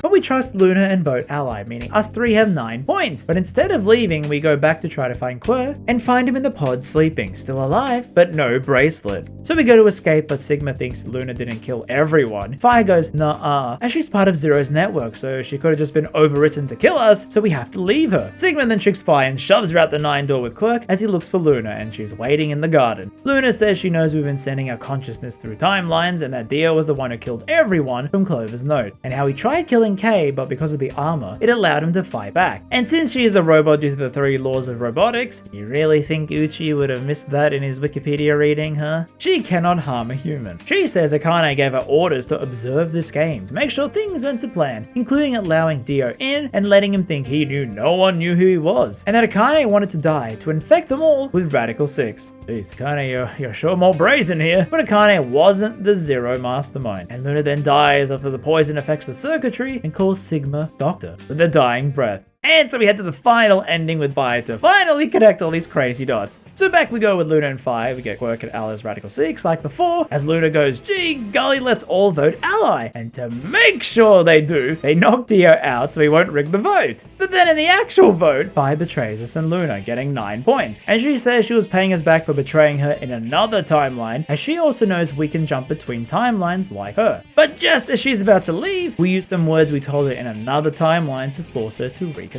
So now another puzzle as Fire explains the many worlds theories, in that we are somehow able to jump between the different timelines. As they find more bombs and Sigma accuses Dio, since we know that he did it. And so now our plan is to use our knowledge to find all the passwords from the bombs that Dio told us in all the timelines to defuse them here and now. And so our next puzzle is us, Junpei, and Fire in this white room,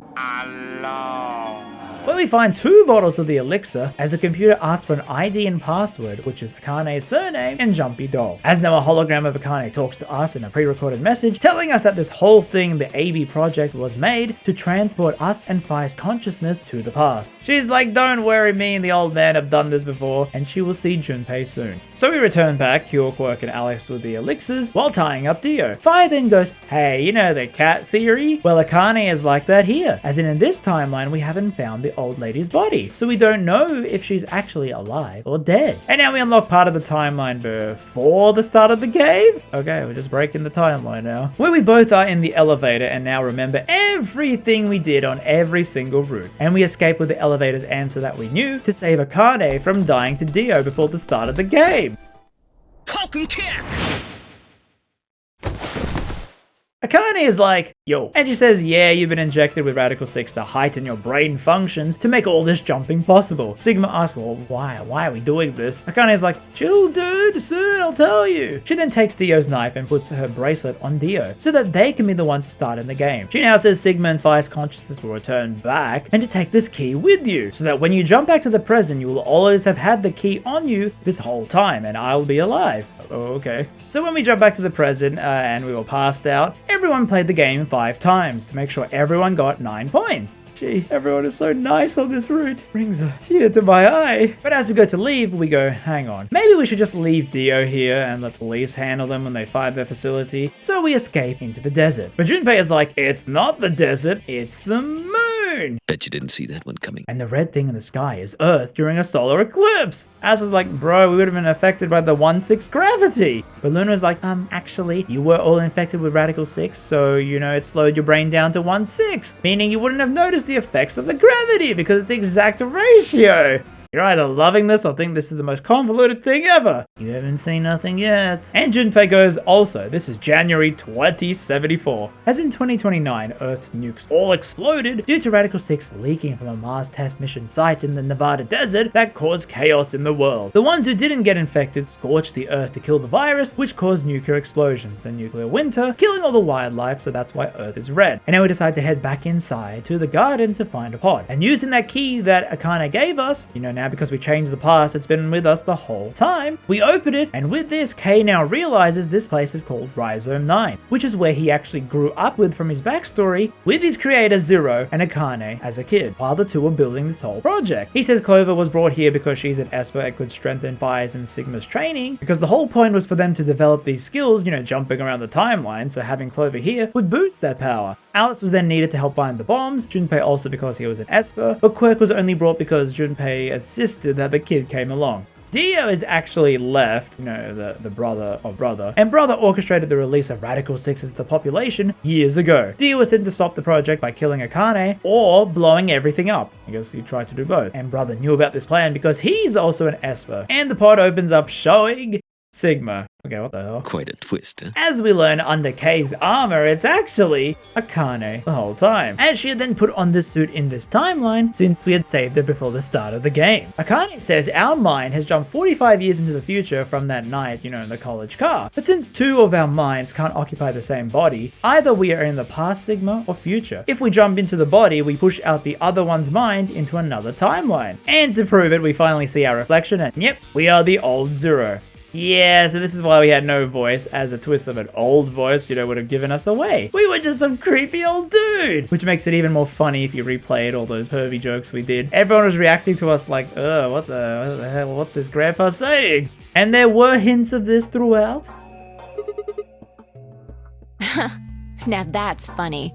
You must have done a lot of drugs to look like that at 22. And our real name is Dr. Climb, who is the real Zero. We orchestrated the whole thing, you know, the older mind version of us. This guy, though, is Kyle Climb, a clone of us, the younger self, that the older Zero made to be a spare body to jump into, you know, the mind if need be. As Akane finally shows us a diagram showing all the jumps we did. Okay, so first we got gas in 2028, and then we wake up 45 years later in the old man's body. And after this game is up, we will return back to our younger body in 2029, but after the outbreak. So then for 45 years, we're gonna work to build this moon base as the older Zero, while our younger mind wakes up in the future. And when this happens, the younger mind is gonna push our current mind back to the past before the outbreak in 2028, where all the knowledge we have now so that we can use it to stop the outbreak. But this final jump needs some insane danger to spur this power, so Akane stabs Fi as we leap in front of her to save her and get stabbed with our mind fading away. So now we wake up in 2029, the world is under an outbreak, as we meet Akane, who says in the future, don't worry, she only hit us with the back of the knife, so we didn't die, we just needed a shock.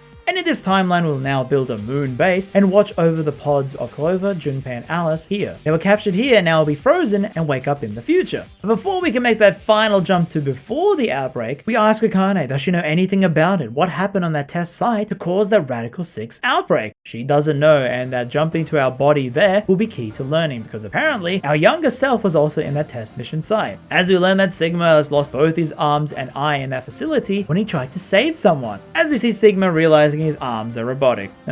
same pose, and we see the nukes launch and now have to go back in time to the Mars test mission site for the third game.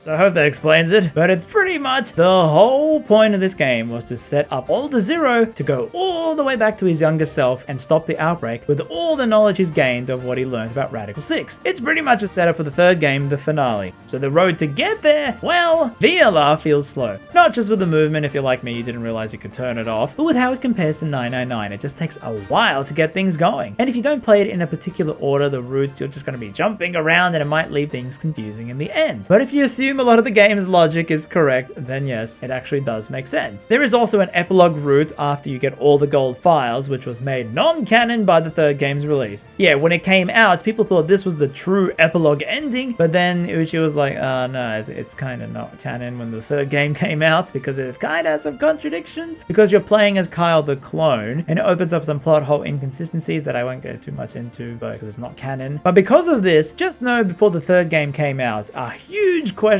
people were asking was, where in the world is Kyle? As Akane tells the question mark character he needs to go to the test site to help out Sigma succeed. But this ending is non-canon, as Uchi himself admitted that he just made this epilogue ending quickly due to a recent earthquake in Japan. He added this scene to make a more happier ending than, you know, the nukes exploding in the Akane thing. And the question mark player is meant to be you, not Kyle, the physical player in the real world, holding that PlayStation Vita. Akane is talking to you as in metafiction. It's just so amusing because up to this third game's release, so many people wanted to know where Kyle is. And Uchi just replies, he'll be in 2028 in our real world because he's a real person. What a guy, this Uchi. Just know this whole game was a setup for the idea that Phi and Sigma can now jump through timelines remembering things, building up their Esper power in the morphogenetic field. And then all this future knowledge they've gained in this VLR game, it will be used back in the Mars test site to be able to stop the outbreak of Radical 6. And keep in mind, this is when Uchi wrote both games at the same time. He wanted to make the second and third back to back. He was planning to jump straight into the third game right away with the same engine and team. But because this game flopped even harder than 999 in Japan, Spike chance off with the finale on hiatus. So you can see how that ending would leave people crazy to learn more. Uchi then went on to make other things in the meantime, you know, kind of drifting away maybe to what he thought the game was going to be, while fans were making petitions and fan works to show that there was love for the series and just give us the final game. And we were able to get it. Zero Time Dilemma, the finale in this horror trilogy. But was it all worth it?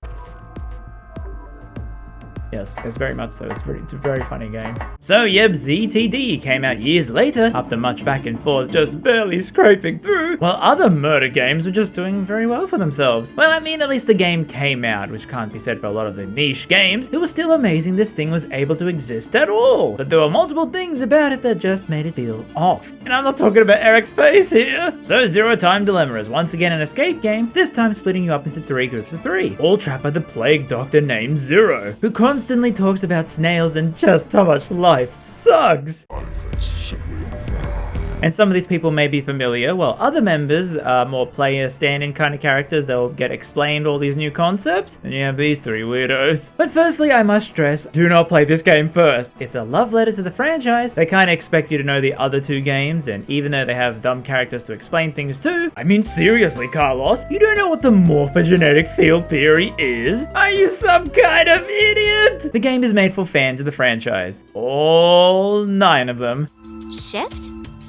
It's short for space-time human internal fluctuating transfer. Essentially, it's when a human consciousness is sent through time and space.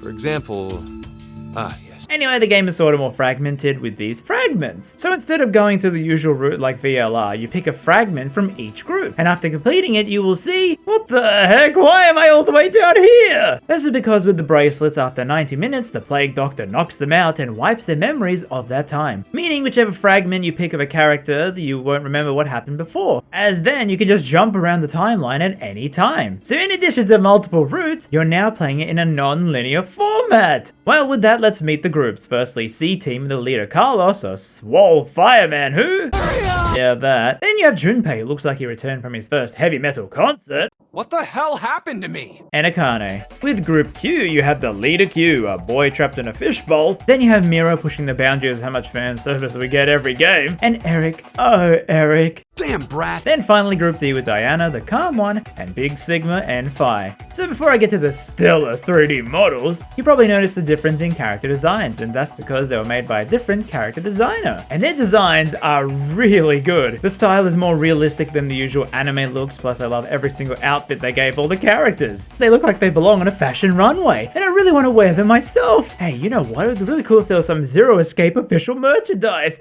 Oh wait, the series doesn't sell well. My mistake. Anyway, there's just something more grittier to these designs, from the pre-release artwork to the amazing logo. The art of this game is just so outstanding. How outstanding? We'll take a look at this tweet of the art and see how much likes it got. Oh my goodness! Bro, why don't my tweets get the same traction?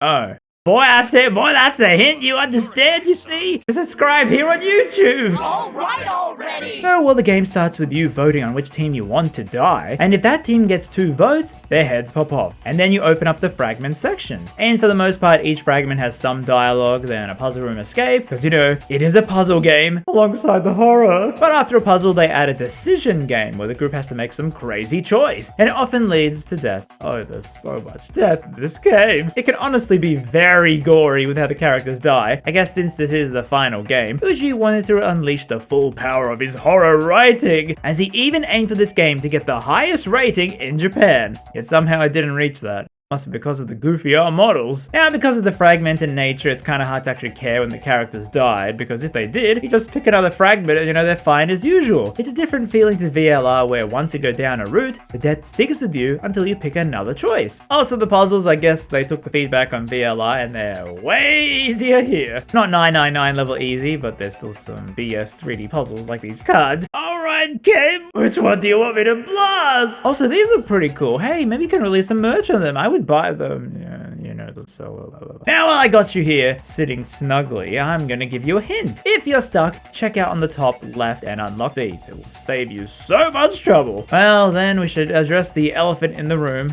The elephant. Oh wait, that looks better than the models in the game.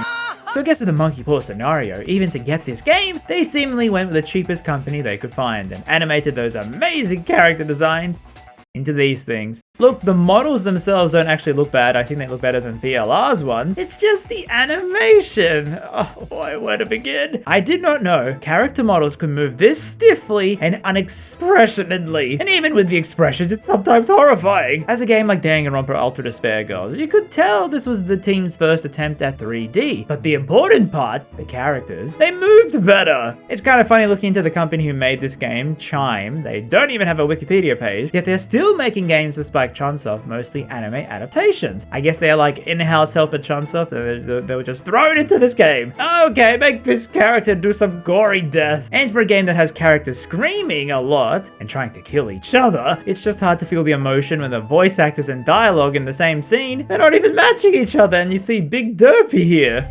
Yeah, I am. Drunk on life.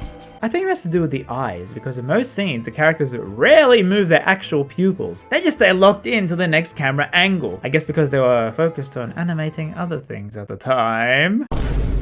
I guess though it's a big plus about the hilarious animation in that the deaths don't really scare you as much as you think they would. I mean, I'm still having nightmares from Clover from the game before. But there's another downside to the game, and that I feel is because they tried so hard to appeal to the Western market.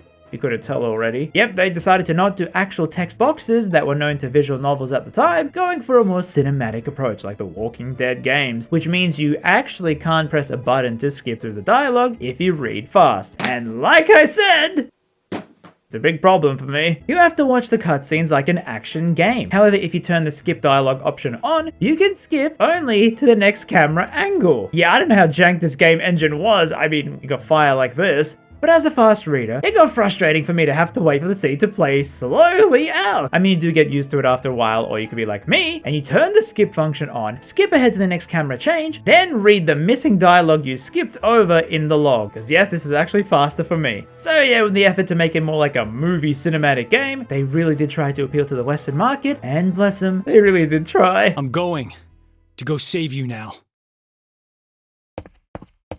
Bro, where's he running to? So then to ZTD, I won't spoil it, but at a certain point there's some twist that will happen, and a lot of people like myself included didn't enjoy it at the time. However, replaying it, I just laughed so much at it. It's also amusing because of the first half of the game, despite the jank. I think because I played this after VLR right away, it was actually pretty enjoyable. There were so many nods and connections to the other two games, making it perfect for fans of the franchise. However, the ending really leaves a sour taste in your mouth. My interpretation is that they had to double down on appealing to the new player market and kind of forgot about the hardcore fans who helped make this game possible, which is kind of a downer. But let's start it up and see just what happened in the final game of Zero Escape. Now the thing to note is that Uchi, as the overall scenario writer, apparently only wrote the D team stuff, while two other people did the other two routes, which is kind of why it sort of doesn't feel as cohesive with the individual sections with the characters. People did seem to notice the writing wasn't the same from the previous groups for the other two, but I kind of really didn't notice. In fact, the most fun I had was with Group C, the team that he didn't write. I bet you're eager to see your dearest love as soon as you can.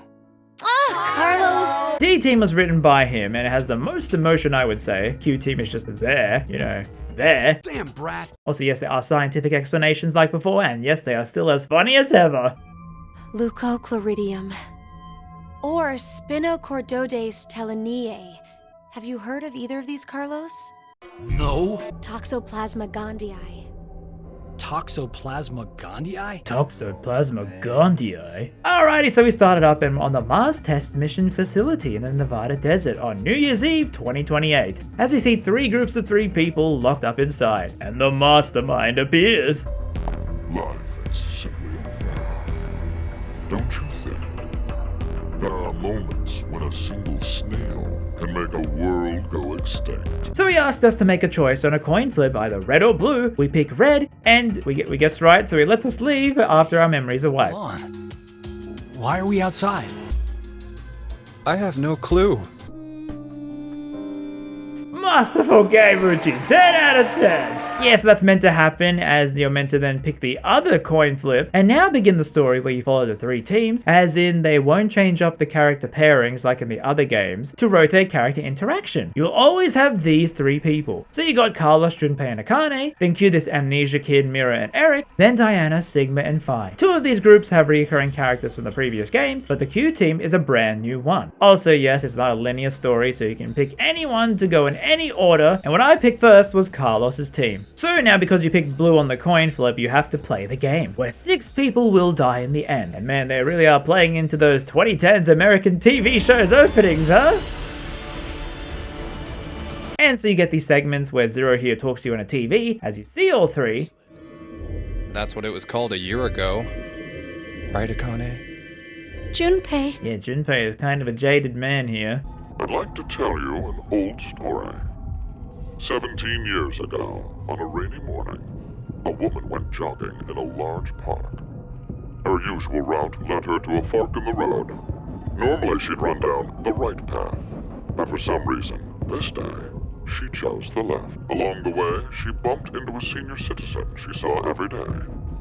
Surprised to see her, they asked, "Why did you come this way today?" This was her reply. Because there was a snail. Her body was discovered a few hours later. Murdered. They found her in some bushes along the left path. Sometimes, life is simply unfair. Don't you think? What the hell is all this nonsense? So he explains the memory erasing thing I mentioned earlier, but he says how to escape. We need these X passwords to put into the X door to leave for the facility in the elevator. However, 6 X passwords are needed for it to unlock, and 1 will be revealed every time someone dies, so you can only leave when 6 people are dead. And to help speed this up, you vote for a team to eliminate at the start, and if that team gets 2 votes, they 3 will die. So we pick the first C fragment where we have to vote, and oh, what if we tell everyone to vote for someone different? Everyone will have 1 vote, however, there's no way to tell them. It's not working. Damn it. Hey, Akane, why don't you try using the morphogenetic field? Bro, this is like the spiciest marriage fight. So actually, we lived in the facility 5 days before the start of the game. Everyone was joining this decom experiment to test out as astronauts living on Mars. And Sigma then had told Carlos who these two were. Carlos needed the money as that's why he joined, and they mentioned how Sigma was warning all of them that 6 billion people would die if they didn't stop something in this facility. And you know, we know all this from the previous games. And there's like this reverie syndrome where when you get it, you just don't respond to anything. But then randomly this dog called Gab appears, who's like a courier that you can use to send messages between the groups. Think you can fit in there, Akane? No, there's no way. Someone likes cake too much. Oh, I know. Let's cut off Junpei's arm. Oh, funny joke. Oh no! And Junpei is like a devil telling you to sacrifice the Q team so we can escape quicker, but Akane says no, vote evenly. And you have to make a choice, which will change the route you're on, so we pick Q team. 0 now goes because you listen to me, I won't inject the memory loss drug into you, meaning you'll at least remember these things on the single route. So actually then go back and pick the other option to unlock more of the fragments in the other's route. Think of this as like all the setups for all the timelines, so we might as well open them all up at the start. So I did the same thing with the Q team, where Q is a kid with a mask strapped onto his head, Mira is a no-nonsense queen, and Eric simps for her so hard as they are dating. And Eric is very paranoid about the kid. And there's also this force quit red box, but it needs these other codes, and we don't know what it entails. So I repeat both choices for Q team, and I do the same with D team, who have Diana in the group, who joined to be a nurse astronaut, and weirdly looks like a VLR character, as we have Phi and Sigma from that game. They also reveal to Diana that they are from the future and were sent here to save the world. There are two possibilities. They've already bit the bullet, or Zero is among us. No! However, now when we pick a choice with them, we see these chokers on the 3 saying that D team has 2 votes, so we all die as Phi tells us to jump before... No!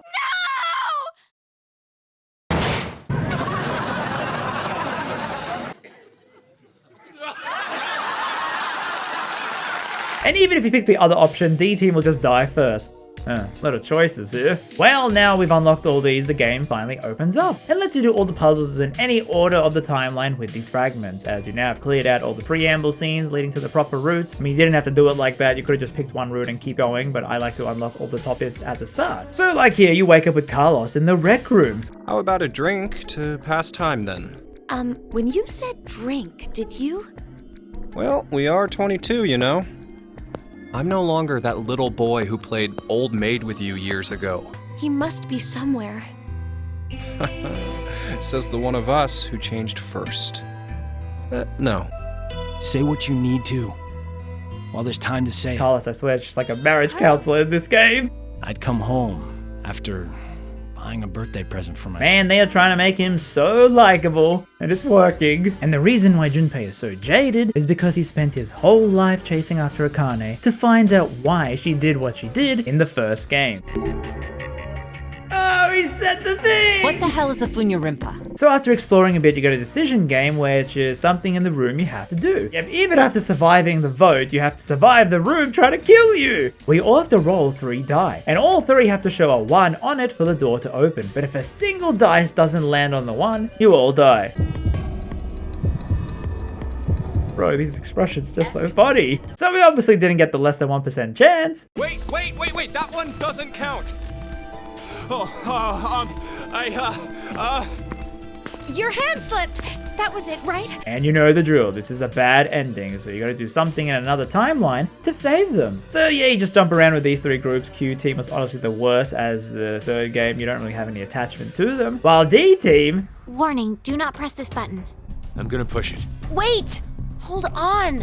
What? Your hearing going? I told you there's a warning on it. So what? If there was a warning sign saying don't leave this room, does that mean you'd stay?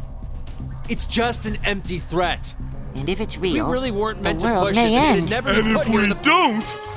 Don't press it, Diana. Push it. You have to push it.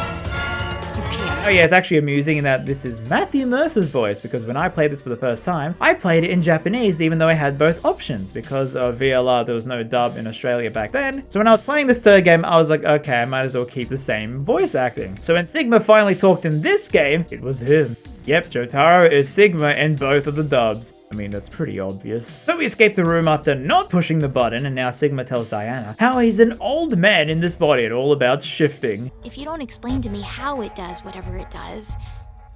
So you want to know what it is exactly? I'll sum it up in one sentence.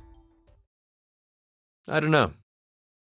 Really? But they see on the monitor other people have died, but they don't remember who they voted for. While Phi goes missing as suddenly a rogue person comes in and kills Sigma. And Diana thinks it's Phi, so runs off, but when she returns, she finds that Phi got killed. And now with 6 people dead, Diana goes to leave, but...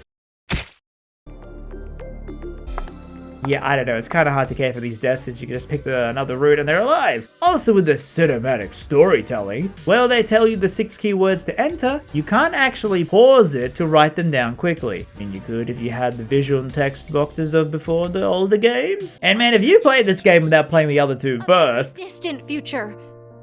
So you access the morphogenetic field and... Hold up.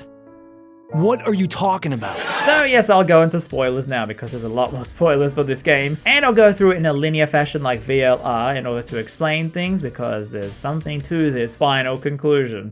So the first route is where you vote for Carlos's team to die, and Q team are now in a bio lab where they extracted these vials out of a pig. Zero then goes on about how 17 years ago a woman died as her heart was ripped out of her by a killer. The man suspected of it was calling a taxi at the time, but then was captured by the police. So a genius surgeon who was going to save a kid got into that free open taxi, but then crashed, and they and the kid in hospital died. Life is truly unfair. Don't you think? So the decision game, he says there are 3 vials and they all have Radical 6, which will make them want to off themselves. But there's also another virus called FBR, which has a higher mortality rate. Now both viruses are the antidote to each other. So if you have Radical 6 in you, you can't be infected by FBR and vice versa. He says if you inject it, it means you'll be fine because you have FBR in you. But if you don't inject it, you don't have FBR in you. Q then whips out the maths probability to say injecting is probably the best option. However, after this... and she goes to kill Q as the fragment ends. So now with D team, the robed events happened as before, and we go back to Q where he's alive and Mira has disappeared, going out to escape as 6 people have now died. Where Zero tells Q to meet him in this white quantum room. Zero shows Q spare bodies and how they cleaned up the other dead bodies, and that Q is a robot controlled by this supercomputer. Q is like, no, I'm a real kid. And Zero says it's probably the leftover memories from the kid that I modeled you after when the kid died at age 10. His name was Sean and his personalities were put into Q. And Zero gives him the code to open his helmet, and Q, eager to see his face, uses it now and reveals that his head, that's actually his head. Oh, whoopsie. Now we go to a different timeline, back to the injection, and they don't inject themselves with Radical 6. Eric and Q rush out the door, but Mira picks up 1 vial. Q then talks about how Radical 6 slows down your brain to 1/6 and unlocking your parents' abilities. Like a Fire Emblem game, where if your parents will say both espers, if you were injected, you could then also get their powers. Bro, she's just adding stuff as he pleases, huh? Now with D-Team in the manufacturing room, where we learn that Sigma, while he was alone, he would build robots in those years leading up to VLR. And in that facility, he had loved the woman who helped him build them. But due to the low gravity on the moon, because the facility was on the moon, she died, so he spent time building a robot who would look just like her and named her Luna and loved her like a daughter. Fire then finds a way into an elevator and suggests they use bombs they found to blow it up, as Diana notices a taser and Zero comes on screen going... He goes, okay, on the other side of this door is the unconscious Q team, so if you blow it up, Q team will die. Sigma's like, oh cool, and locks himself in the room to blow it up. And this is how he lost his eye and 2 arms. They go in to see Q and Eric dead with Mira wounded. Mira, while dying, goes, Zero told us what you're about to do, and in revenge, stabs Phi with Radical 6 before dying. Sigma notes that now this timeline seems to be the bad one that is gonna lead into the current VLR timeline. Phi says to kill her to stop the virus, but Diana goes, no, and stuns her with the taser. While they ride the elevator to escape, and they hear a radio comm, and Diana replies that there are 6 people dead. No wait, 6 billion will be doomed. Mirroring that radio call call we heard in VLR. Meanwhile, Akane and Junpei were busy making clones of themselves in another timeline. I'll get to that. So now these clones appear and notice the bomb went off and Zero goes to taunt them saying, haha Akane, you lost, and that I am brother, and Free the Soul's plans will come true. He's like, Akane, both your parents died unfairly. Come on, join our cult and wear these robes you see in VLR. He also mentions he was born here in this facility and used the transporter that these clones used and was transported to 1904. As when you use that cloning machine, it sends that clone to another timeline in another time period. He says Left wasn't related to him by blood and that he has a younger sister who they knew well. Zero gives them a phrase to open the force quit box as we see Gab with a note telling them to rearrange the anagram on the wall, and it spells out the word Delta. And now the walls blow up as Carlos, who is a copy from another timeline I'll get to, he shifted into that one to save them. Akane is like, oh no, it's too late, it's the bad ending. Now I gotta spend all this time making up that moon base on VLR's timeline. Look, it makes more sense when you play it. So in the third timeline, Q team dies due to the vote, and now with C team, they get told by Zero about the murdered woman 17 years ago, how the accused man, his wife, ended her life in grief, leaving 2 kids alone. But turns out the man was innocent, and that life is truly unfair. He says they are poisoned and have to find the antidote, and taking it, Carlos has a flashback to another timeline, and they find that they have 3 antidotes left and send it to the other teams with Gab. Also just then, Carlos may have experienced a morphogenetic field, which Akane gladly explains, saying he must be an Esper like them too. While D team are having fun. Oh god, is that from the box art? Yeah, imagine if they made an actual game with this art instead of the goofier model. So the only way for Sigma to escape is to play Russian roulette as Phi is trapped inside the glass. Zero then goes on about the same story and says how a snail caused them all to die, and now 6 billion people will die because of that single snail. So Phi will be incinerated in that room, but the door will only open once the gun is fired, which has 3 bullets and 3 empty chambers. However, Diana's unlucky as Sigma dies. Diana goes lol, takes the gun, and Persona 3's herself, leaving Phi all alone. Now back to C team, who are in the rec room with the dice, and it turns out you gotta replay this 3 times to get them to get that actual one to save them. No, you don't need anything from the other routes, you just gotta replay this fragment 3 times. Oh, yes! Yes! Hell yeah! We're alive! We're actually alive! Yeah! Wouldn't be pounding a mile a minute right now. So then an alternate timeline route where the gun doesn't kill Sigma, but they all die to poison. But Gab comes in from C team with the antidote, and then Phi randomly says she's naturally a redhead, which explains why her eyebrow suddenly shifted colors in between games. I said not to laugh. Now C team wake up in the reactive room, and in this place Carlos and Junpei have to play the AB game from VLR. Carlos remembers the times where Junpei picked the winner, meaning he can shift. Akane goes, okay, let's all shift to a better timeline, and use the reactor to simulate danger. Shall we shift? Huh?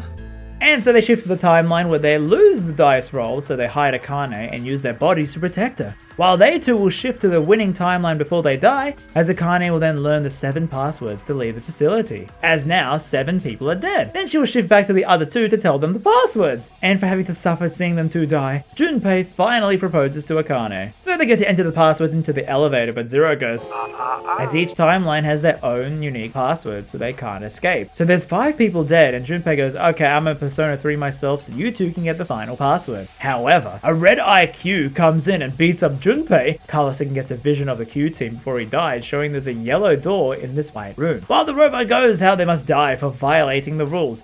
Bro, Junpei was gonna die. Why are you beating him up then? Let him do it. He wanted to die. And so Carlos here shifts to another timeline, jumping into a body of his from that world. As that's what you do when you shift. You kind of push the other consciousness out of that body of that timeline. And while this is happening in another version where Diana doesn't pull the trigger to shoot Sigma, she just ignores the gun, meaning Phi gets incinerated. And we learn that Phi's parents died at birth, and she was raised by 2 elderly researchers, and we see a brooch she had from a real mother.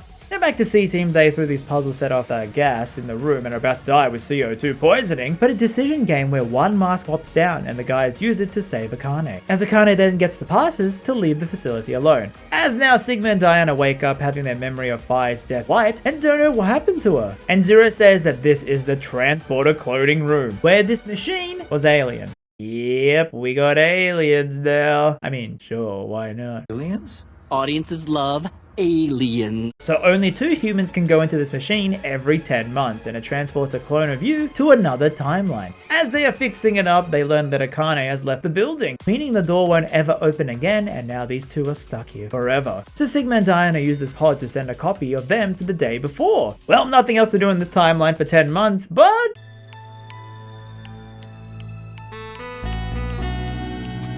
oh god, not with these models! And yep, they have twins and a boy and a girl, and it's been now 10 months, so they can use the machine to send copies of their kids into the past, way back, so as to not suffer. And they name the babies Delta and Phi in honor of her. Yeah, this baby is actually her, you know, when she grows up. As Diana gives Phi's brooch to the baby, so like, who had the brooch first? If I gave it to you, but you're giving it to Phi? Yeah, okay. Yeah. And they give a bird caged up to Delta, the baby. So now to the 4th timeline where D-Team dies at the start, and Carlos and Akane awaken, but Junpei is nowhere to be seen. However, looking around they find severed body parts till they find Junpei's head. Then they find an axe and chainsaw and use it to break out of the room as they grieve over Junpei. But then Akane, well... did you forget that you and I are the only ones in this ward?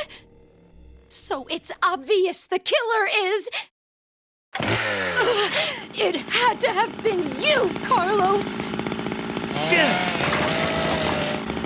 Connie, calm down!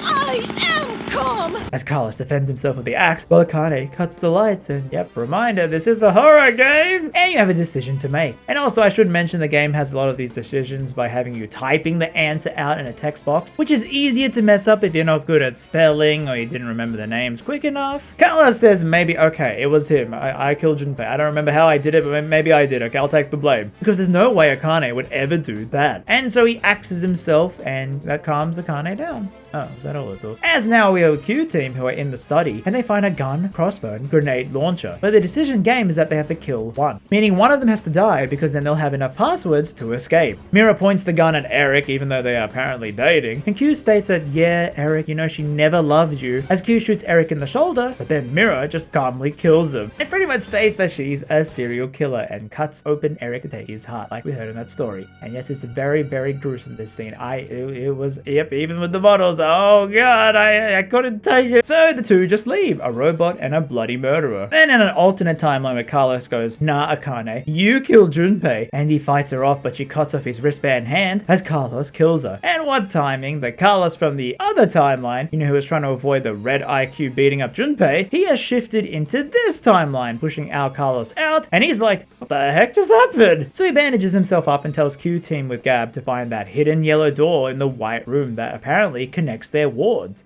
As in this timeline, Q-Team wake up in that white room without Mira. Eric then finds a shotgun but is stunned to find Mira dead in a pod, and Q notices strangulation marks. And Eric then has PTSD to when his dad choked and killed his brother and made Eric dump the body in a lake. And now even though they have 6 passwords, Eric goes insane to try and strangle Q. However, Q is a robot and easily pushes him off and runs to the elevator, but Eric chases him down with the gun and shoots the keypad so they can't escape and demands to know who killed Mira. Q says he doesn't know. Frustrated, Eric listens and calms down.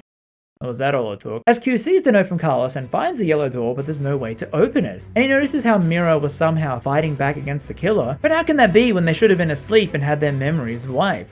Now the copies of Sigma and Diana from Timeline 3, you know when they use the transporter, they pop out here, and they find the yellow door from the other side, and the passcode is the birthday of their twins, and they enter the room Q was in. As they find a sleeping Eric and Q, but also the dead bodies of everyone else, including their own bodies from the earlier vote. So they get the 6 passwords and find Carlos, who shifted here with his hand missing. However, they see the keypad destroyed and Eric goes crazy again with the gun, demanding to know who killed Mira. Carlos says, bro, I don't know, I just shifted here, what's happening in this route? And Sigma realizes he can shift too. Carlos is like, I was in this ward C, so I couldn't kill Mira. Q is like, what the heck, isn't this ward D? Diana goes, hey wait, yeah, this is ward D. She asked Eric to shoot the wall and reveal the rooms that they were all simulations. That all the wards were just one big one. They were never separated. The reason they never ran into each other as they were woken up at different times. 6 would be sleeping in a pods, 3 would awake, do their puzzles, then get knocked out and go to sleep, and the next 3 would wake up and so on. And Diana uses this magic alien card from the transporter to slide into the bracelet bracelet to stop the needles injecting her and Sigma. Eric still suspects Carlos and says to prove that you're a shifter. Carlos says, okay, I'll do it. But firstly, Diana, tell me how to use the transporter, as Eric kills Carlos, while he shifts back into that timeline with the red IQ beating up Junpei. So Carlos rushes Junpei and Akane to the transporter to clone them into another timeline, you know, the one where we see them talking to Zero about free the soul and brother and the robes, as in that Q robot breaks the machine and the whole facility explodes with Carlos shifting to another timeline.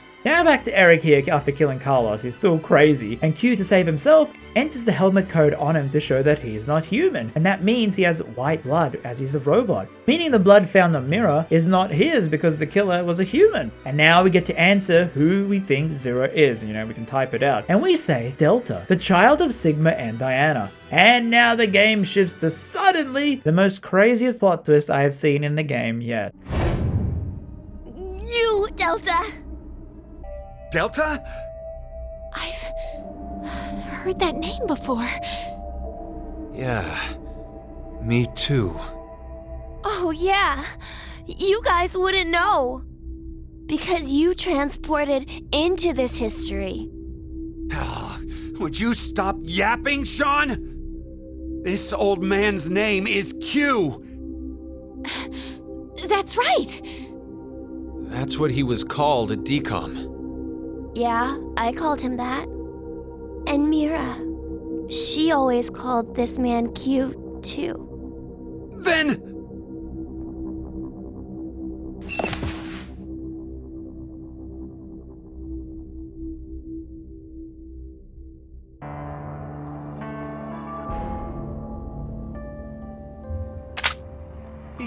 He stood. Yep, all the camera angles you were looking at, you were playing this game through, you were looking at through the glasses of the old man in a wheelchair. He was here the whole time! But I was always there. Yeah, okay, sure. I mean, what else can I say at this point? We've got aliens, you know, it's not surprising. He says his glasses are special as they allow him to view all the cameras in this facility, and he was always here, you know, with them in the days before at DCOM. Everyone knew he existed, but that he was blind and mute, so they didn't pay much attention and just let him go wherever. Yep, he was there with all three groups on every scene you have seen so far, because you know they're all in the same ward. And everyone except us, the player, knew about his existence in this game, so I can kind of understand why this might be suddenly hard to grasp. He says he was faking being blind and mute, and now that Mira was working for him and he killed her, and how she was the one who cut up Junpei. He tells Q a code to open up the central computer. However, Eric shoots Q and Sigma, but Eric is like, I didn't do it, as Delta states that he has no more need for this timeline and uses his mind power to make Eric Persona 3 himself, and he goes, "Hi mom," to Diana as the timeline ends.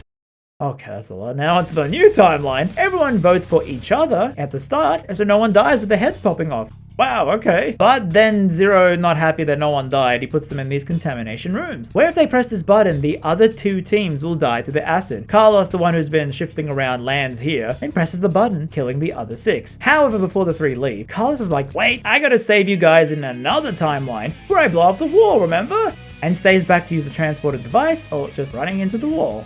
Maybe he's lost a bit too much blood. So now in that acid room, from Q Team's perspective, they don't press the button before D Team's view. And yes, a reminder, every single camera angle you see is now from Delta's point of view, just sitting there. Yep. Well, now they don't press the button, so no one pressed it in this timeline. So Carlos, remembering all the force quit passwords, uses it to open the box. But now it says they need a password to use on the central computer. So they go to sleep as Q Team wakes up and remembers they're in the same room, so this box is now open. It's the same single box between all 3. Q uses the password or that computer that Zero gave him to enter the mainframe. And now they need a mother's memento, but don't know what it is. So they sleep, and now D-Team wakes up, and Diana remembers the timeline and knows that she's Vi's mother, as they remember everything from the other timeline. So that means all the talk between you and Fi in VLR was you talking with your daughter. Yes, all those jokes. Anyway, the other teams arrives as Carlos uses the alien card, you know, to slide and break the needles in the bracelet. So all the teams are here, and Zero is mad AF. He comes in with a gun, saying that all his plans are ruined. He reveals that he doesn't have shifting powers, but instead, mind hack, which allows him to read people's minds. He did all this facility thing to ensure that firstly he could be born because he was born here from the weird love making in the pod Diana and Sigma did. And he says, yep, that he was sent to 1904 and is over 120 years old. Fly, his sister, however, was sent to 2008 and looked after by researchers. Fly gets mad and knocks the gun out of Delta's hand. Well, Eric grabs the gun and they enter in the mother's memento, being the caged bird and brooch. But this force quit box starts an explosion that will blow up the whole facility and can't be stopped as Delta laughs, saying he also killed Gab. No, not the goofy walking dog. You killed Gab? Yes. He says his mind hack can briefly control the body of others, and he uses this to have Eric kill Delta. While Akane says they should all shift because they are super espers, you know, being together, they could also bring Eric and Mira along. Do we want to bring Mira along? And so they all shift to the beginning of the game, back to the coin toss, where they win and just get to leave the facility without having to play the game. However, this timeline's Delta is waiting for them and he whines about how snails ruin everything and life's unfair. You all have shift. Shut up, old man. He states he's done nothing wrong in this timeline because, you know, no one's died here. He knows everything that happened because he read our mind. Delta is like, well, 6 billion people are still gonna die. Carlos is like, no, you're wrong. We're gonna change the future. I'm sure I told you in another history that my motives are complex. Delta is like, bravo, that was my goal all along. Now you have motivation to save the world, and gives Carlos a gun. And Carlos has to choose whether to shoot or let him live as the game ends. And that the whole trilogy ending. But yeah, there's a file at the end which details so much about that damn snail. As in because there was a snail on the path 17 years ago, and Eric's mother jogging took a different path to not crush it. And this path led her to Mira, who killed her. Eric's dad then alone abused his kids, while the man who was falsely accused of the murder was Akane's father, leading to Akane and Santa being orphaned as kids, which then led to them being abducted, leading into 999. The sick patient the surgeon was going to fix who died in the taxi that Akane's father called was Sean, so his fate was sealed into becoming the robot. And you learn that in the end, Carlos didn't shoot Delta, and will work to stop terrorists who want to start nuclear war, as Akane and Junpei get engaged. Mira gets in jail because of all the killings, but Eric breaks her out and takes her to a transporter to say, okay, you can fix all your crimes if you go to the past and not murder my mother, creating another world line where none of this happened. So yep, all this was caused because of a damn snail. Do you really hate them that much? This whole trilogy was just some crazy butterfly effect. And that was Zero Time Dilemma, the finale in the trilogy. And well, I think it does set out what Uchi wanted to do and conclude the trilogy. But did it feel like a good conclusion? Well, I mean, apart from the lower quality of presentation, the fact that now you have so many fragments, meaning you suddenly pick one, oh, everyone dies, there's no real emotional weight to it, oh wait, where the heck am I in the timeline, there's no linear path to what I'm playing, and the fact that a lot of these twists, he felt like he had to make up something absurd to fix up any plot hole inconsistencies, like an alien transporter to help fix the story. I mean, it's not far-fetched in this game so far with all the weird sci-fi stuff, but it's been pretty realistic, and this alien one is just pushing it a bit too far, and it does other things like you seeing people actively shifted to other consciousness, there's clones being made, and the whole thing of Delta watching you all the entire game. Oh, it's not like a crazy thing he just made up at the end, because, you know, there's actually a thing showing all the hints that Delta has always been there. Like you see this shadow here in some of the cutscenes, but because they assumed he was blind and mute, they just didn't involve the guy in any discussions, and so this was never brought up to the audience, so we never assumed there was a fourth guy in all these three teams, that this guy is just sitting here the whole time. So it can feel just wild that, oh, okay, sure. It just feels like if you're not 100% invested in this series and you're playing it casually, maybe you take a break in between playing over a few days, you really have many chances to fall off this plot and miss out on the story. But to true fans, it was all there, and it did wrap up most things, but I don't think it was completely what they wanted. Maybe they wanted some big save the world fight because they kept hyping up this third game, but think about it. Do you really want a big crazy action set piece in this engine? So in the end, was it all worth it? But man, what a ride. And yeah, you'll not find 3 games like this ever again. They were made to work with very specific consoles, while others were made to work with the limitations they had put on them. 999 is still my favorite of the 3. I absolutely love the soft art style, the little character animations, juxtaposed against this horrific scenario where people are dying in this game, complete with many puzzles that feel more grounded, and voice acting that is superb with Akane and Junpei especially. You're showing off. VLR VLR is like they went all in on 999, even more hornier jokes and crazier theories, and plots that still do work in the end, but it was dampened with how bland the actual models look. I know it was to show more action set pieces, but it's weird they have some scenes using the old art style, so maybe it's like they could have just kept the sprites. And I know you can fix the speed, but when it came out, when I played the game, and if you don't know the option is there on the remaster, you have to go through such long loading in between the rooms, all the backtracking, adding to the feeling that this game just feels very slow, taking a real long while to get started. But once it does, it's really fun. The Prisoner's Dilemma, I love this theory, and having a whole game based on it and the choices with these wacky characters, and if you pick the other choice, oh, the CPU actually changes their choice. That was mind-blowing. But overall, I still think it wasn't as memorable as the first cast of characters though. And then ZTD, which exists despite it all, when sales pointed to this not being made, but fans begged, and they got this. And I love it for it, because you'll never find a game like this ever again, with amazing voice acting that doesn't match the lip laps or expressions. Then I could become a firefighter. To then the most goriest game I have ever played, to it actually concluding as many plot points as it could over 3 games, and still leaving players baffled as if they just blinked and be confused by the whole thing. The music though I also have to shout out across the game as being so unique and experimental, especially VLR, which had the best soundtrack if you're going for a tense atmosphere, because oh boy did I feel trapped in that facility with that music, which I guess is kind of sad that in ZTD they reused a lot of music from VLR, because I guess it worked so well and maybe it was cheaper to reuse the music. And I feel Uchi with what he's learned here from all the twists, the characters, the puzzles. He took all the knowledge he learned and made them even better in AI The Somnium Files, one of my all-time favorite games. But with its sequel, it still shows me he's very good, in my mind, to making a one-of-a-kind game. A new story, new world and plot and everything. But then when he builds on things in the sequel, things unknowingly get added that contradict things, retconning past characters, opening up more questions, sudden time skips, and you wonder what that character did in the time skip, and you don't really get convincing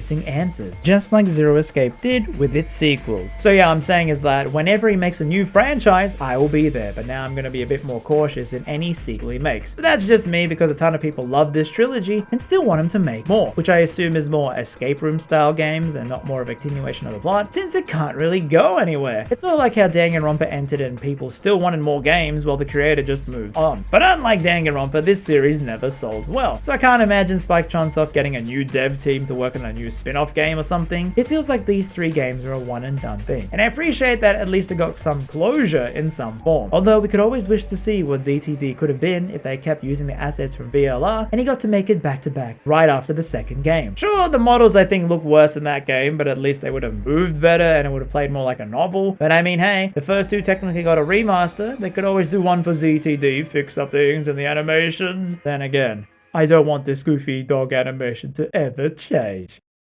And that's it from me. Thank you for watching to the end. I was planning to make this a shorter video after Berseria, but well, guess that's just how it is. Please subscribe if you enjoyed. I'm hoping to hit 1,000 subs soon. You can also check the channel to see other long videos you might enjoy. And until then, I shall see you all on the next video.